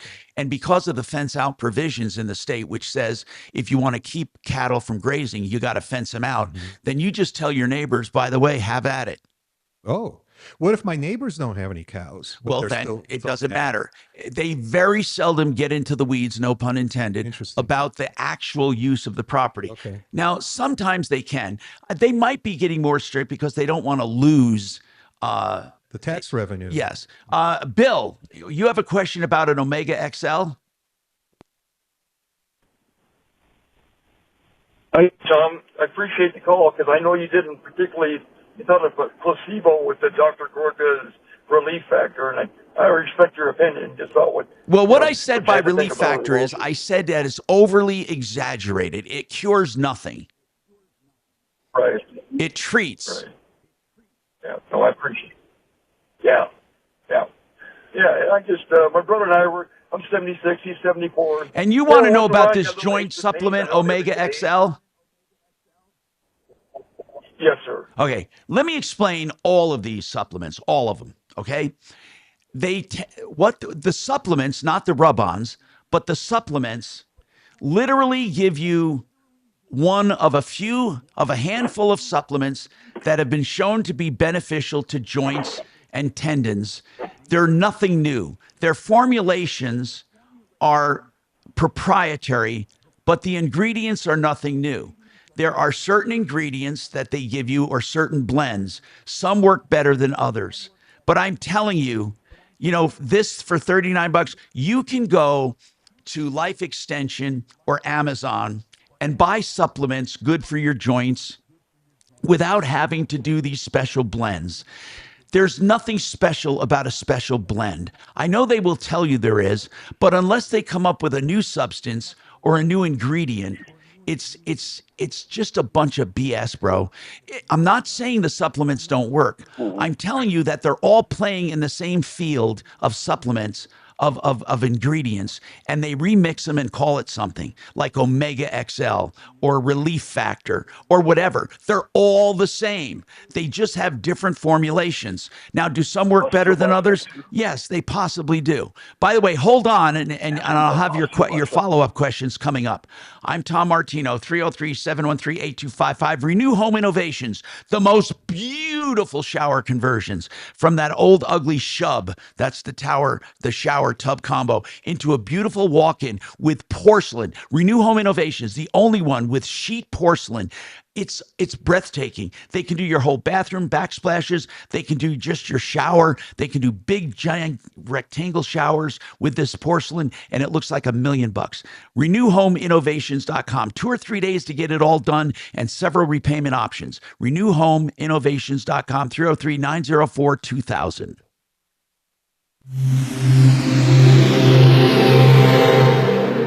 You know what I mean when I'm saying about these. KHOW Denver, 630 KHOW, an iHeart radio station. Download the free iHeart Radio app for all your music, radio, and podcasts. Now, Impact Traffic.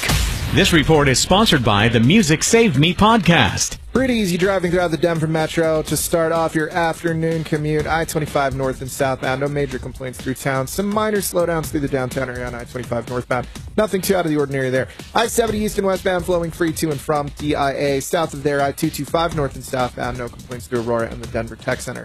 Heading to the north end of town to Boulder, Highway 36 east and westbound flowing free. With traffic, I'm Mark Swan. I'm Lynn Hoffman, and lucky me, I get to host the Music Saved Me podcast, the podcast that explores the healing and transformative power of music. You can listen to the Music Saved Me podcast on the iHeartRadio app or wherever you get your podcasts. Awesome. Hey, Red Rocks Roof and Solar is the solar company I recommend with an emphasis on the solar. They do roofs only around the solar system.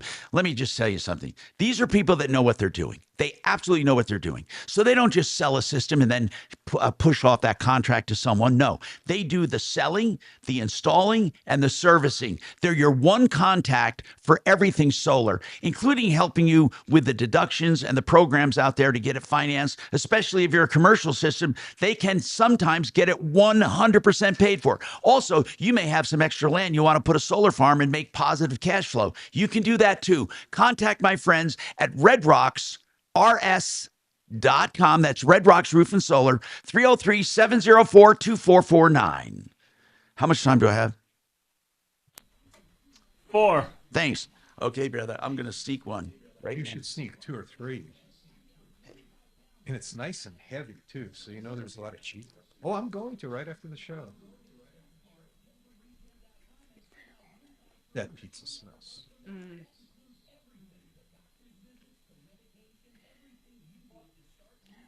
So how much of a go ahead. So how much of a difference is there in tax between regular residential and ag?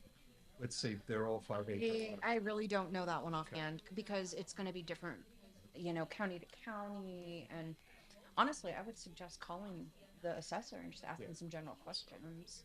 That's going to be your best. Yeah, once I get closer to buying something.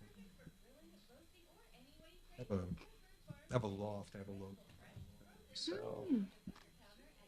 Very nice. Sedalia is beautiful. Oh God, I totally want to go there. I just need to, but I don't want to finance my first home. So, so that means I have to find a place to live for a couple of years.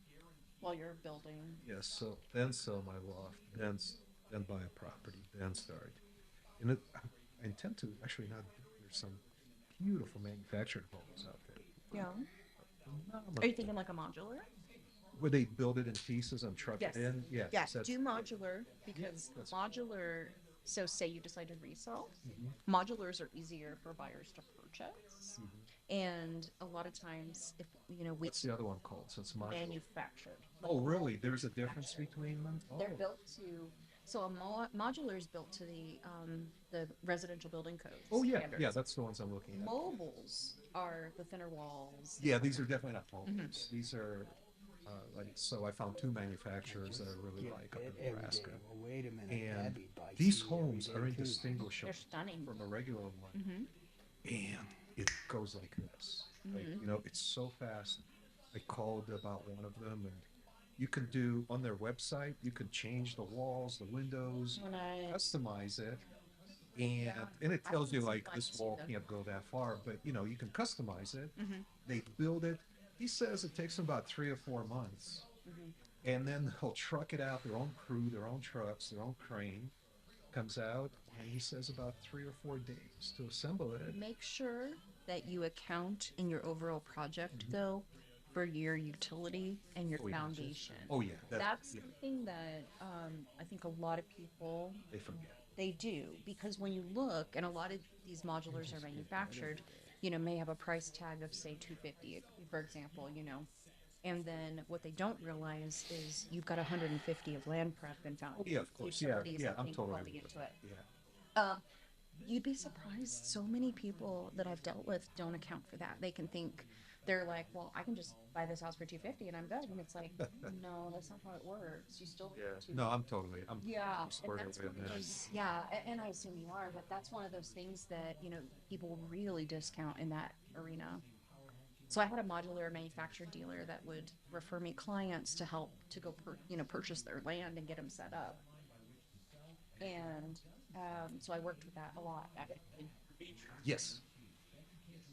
It's put on its side all the time.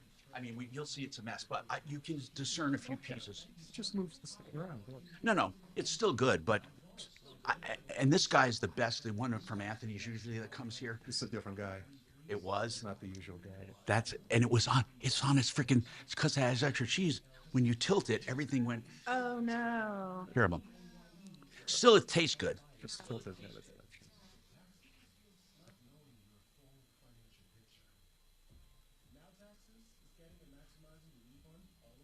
All right. So, pretty good discussion, by the way.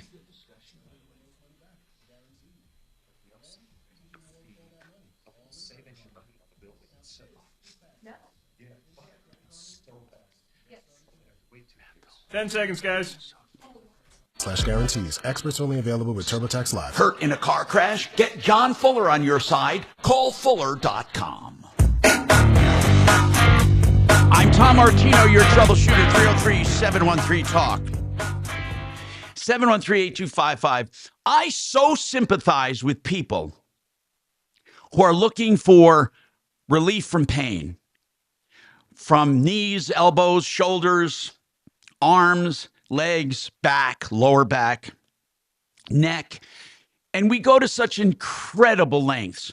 I can't tell you how much I invested in in many of these so-called solutions or cures. And I'm just going to tell you this straight up. There is no cure for arthritis. Most everything comes from inflammation. Inflammation is the first part of pain. And I'm not talking about just inflammation of one joint. I'm talking about systemic inflammation, usually caused by something called glycation, which is sugar in your blood. Sugar is the root of all evil. Now, carbs and sugar, it's because a bowl of pasta, a bowl of sugar, and a bowl of potatoes are exactly the same. People think they're different. They're not. You may have some different times of absorption into your blood system, which can be more healthy, I guess, a more healthy poison. You could have something that is absorbed slower and it has a better glycemic index. And if you combine that with fiber, you could have a healthful food and the sugar is not going to hurt you.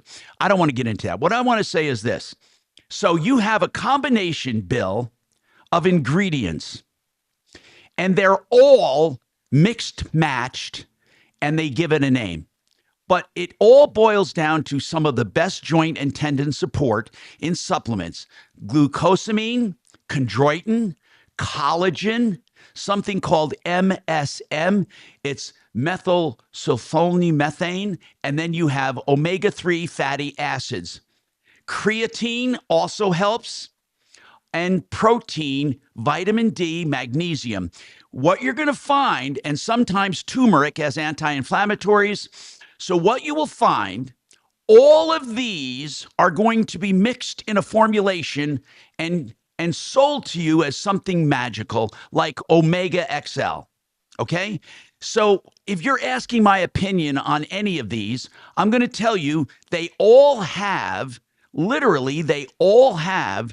the stuff you need to support your joints and your tendons and your muscles. But you can buy the supplements on your own and pay much less than these formulations. Does that make sense to you, Bill? Is Bill still there? More to interject, but yeah, can you hear me, Tom? Yes, I can. So Hello? do you have any follow-up questions? My brother does. Osteobiflex. I'm sure it's the same answer. Well, it is. What condition does he have? What condition does he have? I'm not a doctor. I'm just asking. I know. I hear you, Tom. Everything you mentioned I told him the best thing is exercise, but well, that's all I can say. Again, I'm not going to pretend I know medical and medicine and health, but I will say this: motion is lotion. If you don't move it, and if you start catering to it, you compound your problems. Now, that doesn't mean, if somebody has a crack or something in their hip, I don't want to tell people to work out if they shouldn't be working out. But in most cases, you're right. For osteoporosis, for arthritis, for any of that, movement helps. Movement and keeping yourself in motion. Also, light weight and stretching. Stretching is important to keep you limber. And then light weights, I don't mean lightweight, but I mean weights that you can exercise the muscle and keep it fit. Because we're going to atrophy. I bet you at our age, I say our age, how old are you, sir? I'm 76, going to be 77 here. Okay, we're in the same group. I'm 71. So here's the bottom line. At our age, you atrophy. If you don't do anything, your muscles are going to deteriorate 2 to 4% a year just sitting there. So you want to do anything it takes. I believe it. You're right. There are 2 exercises that are the best exercises in the entire world. One is walking, and one is swimming. Now, as far as walking, when they did the Blue Zone study of longevity, they found that walking was in common with everyone who had the longest lifespans. And it is not even vigorous walking, just walking. Just walking, the number one most underrated exercise in the world. Speed walking is pretty good, but it can be hard on joints. Running is not good for you, even though running enthusiasts will tell you it is. It is not good for you. It puts too much stress on your joints and on everything. So again, if people love it as a passion, I'm not going to tell them not to do it. Cycling is a wonderful form of exercise as well. But what you should do, you go to a Whole Foods or you go somewhere where they have supplements, or I like Life Extension. I think it's called Life Extension online or Amazon. And you order the substances that are known to support joints and tendons and muscles. And you can look that up anywhere. Just Google it. And then get a few of these substances. Well, I appreciate your opinion. Yeah. So bottom line, Bill, don't fall for these freaking cures and magic formulas. I can't stand them. Got it. And you know what? I know Relief Factor is a really, really big advertiser on all radio, and some of my affiliates and some of my people might be upset with me saying this, but there's nothing magical about it. Thank you for calling 303-713-TALK, 713-8255. I can't do CMG. I'll fill. Impact. Well, I don't have to fill. Whatever. Okay. I just Is can't sponsored do it. by Red Pilled America. So it's got to be a make good. Driving throughout the Denver Metro to That's start since off the your American afternoon commute. I-25 north and southbound. No major complaints through town. Some minor slowdowns through the downtown area. I can place it with a Mark pre-recorded. Oh, East and yeah. westbound You can flowing do free that. to and from That's a good idea. Okay. All right, cool. I'll do that. Thanks. Complaints through Aurora and the Denver Tech Center. Heading to the north end of town to Boulder Highway 30. All right, so all I got to do is worry about hair. With traffic, I'm Mark Swan. What's an American? It sounds like an easy question to answer, but it's not so simple. This week on Red Pilled America, we take a deep dive into this question, and what we found will shock you. Listen to Red Pilled America on the iHeartRadio app. That's Red Pilled America, a storytelling show. You've heard a lot of people talking about hair transplants. The FUE and all different programs, right? They work. Hair transplants work when done correctly by an MD, of course, qualified people. I'm telling you now about a hair transplant in a very different way. It's the same medically approved hair transplant you'll get in America, but if you take a little trip, you can save a ton of money, including the airfare and the hotel. It's a one-day procedure and then some follow-up visits. And founder Nick Turner said, you know what? I love it. He had it done in Istanbul, Turkey. And he says, I'm going to tell other people about it. So he put together these tours that you'll go to Istanbul, Turkey, and it'll include everything you need to get there, to stay there, to have the procedure and come back for a fraction of the cost of a hair transplant here in America. If you're interested, call Nick 970-534-0676. Hell, you can bring your partner or spouse and have a great time while you do it. RecoverYourHair.com. RecoverYourHair.com. 970-534-0676. A mat. All right. Woo! All right. See you Wednesday. Thanks. So somebody said your realtor on the air is not giving straight answers. I'm thinking, like what? What do you mean not straight? She's answered every question I've given her.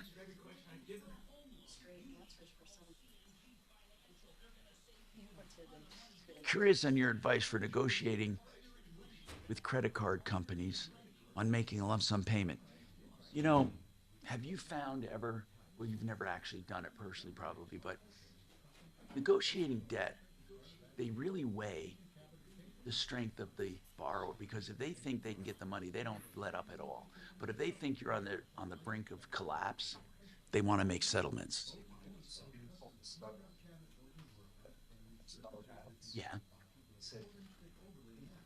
He wasn't late or right. Said, what my payoff options just be zero. Holy shit. Their computer, the dude was in dire financial straits based on credit. Okay. 3 years ago. And I was very impressed with how sophisticated this fellow is. Oh, and by the way, he didn't have to close the account.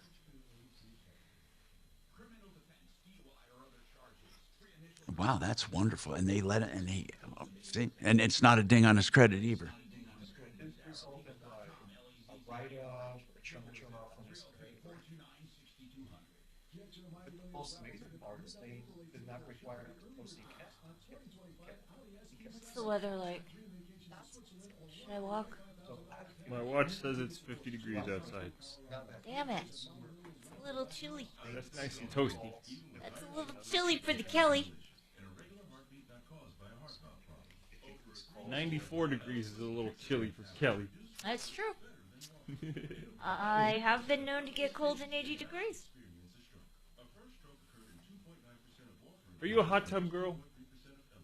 Well, what kind of a question is that? Well, I mean, because Kelly likes very hot temperatures, so I was just curious if she was a fan of hot tubs.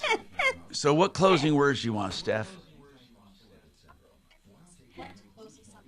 That's a very Okay, logical yeah. question. Is if somebody likes to No, be at we've been 113 positive. degree temperature, they might like to be 113 degree water. Oh, that was one. One. Oh. You know, the craziest thing was when we were on our honeymoon in Aruba, and they had like all these wild iguanas all over the place, and they all hung out on the rocks by the hot tub because the rocks were hot. Yeah. And you also could not leave a drink like next to your chaise because they would come and they would eat the fruit Nice. out of, you know, the garnishes. And a lot of them were pretty damn tame. Like you could go up and, you know, they'd kind of, if you did have a piece of fruit, they'd curl on your arm. And Oh. not I'm sorry, unlike you're my on. squirrel. Okay.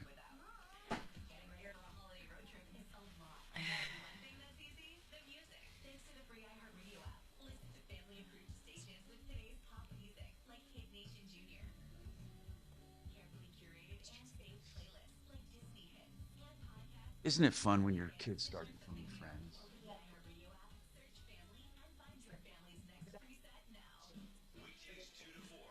10 seconds, guys. For an exclusive interview announcing what's next for his political future in the Colorado GOP, and author Gordon Chang with his insight on the escalating tariff war between the United States and China. It all starts at 2 on 630 KHOW. Tom Martino here with Stephanie Thomas, Coldwell Bankers in Colorado Springs, and she's here. So in closing remarks about some of the real estate, have at it. How can we sum it up? First of all, don't Don't over-improve for your area. Yeah, I think that's really important, is to know what's going on around you when you're taking And try to on blend. a project. Try to blend. Just try to stay conforming to the use of the area. You don't want to be that one-off, because But you you're want to have a limiting your better health. home in that you want to have no obvious deferred maintenance, right? Absolutely. You want to show in your best light. You want it to look good, like you've cared for it. You know, your mechanicals all need to be in good working condition. But Your you roof- even said replacing a furnace and air conditioner is ridiculous because people don't see the value. I don't know that it's ridiculous to do it, because that's that normal maintenance you do on your house. What I said, though, is it's not necessarily going to be a big value add. Right. That's right. You know, it's just things that we do to maintain. So if you're thinking about windows, or if you're thinking about doors, if you're thinking about floor coverings, if you're thinking about AC and stuff, if it's not an obvious detriment, use that in your negotiating tools. You can always throw that in if you want to do it. But if you do it before, people don't see the value necessarily. But let's say you wanted to do your HVAC system and you feel like, you know, I should replace this, but it's not going to add to the listing. But if you get someone interested, they assume it has heating and air. Then if they see something wrong with it, you can say, let's throw in a new one, or I'll pay this much toward a new one, is much more powerful than initially listing new HVAC. You know, I think it's not going to give you that value add. Right. Like I said. Beforehand. I think sometimes having that new system is a feature, and that's always great. It's a buyer appeal. StephanieRE.com. Remember, folks, save all your problems for me. Follow. All right, you're clear, buddy. Thank you, man.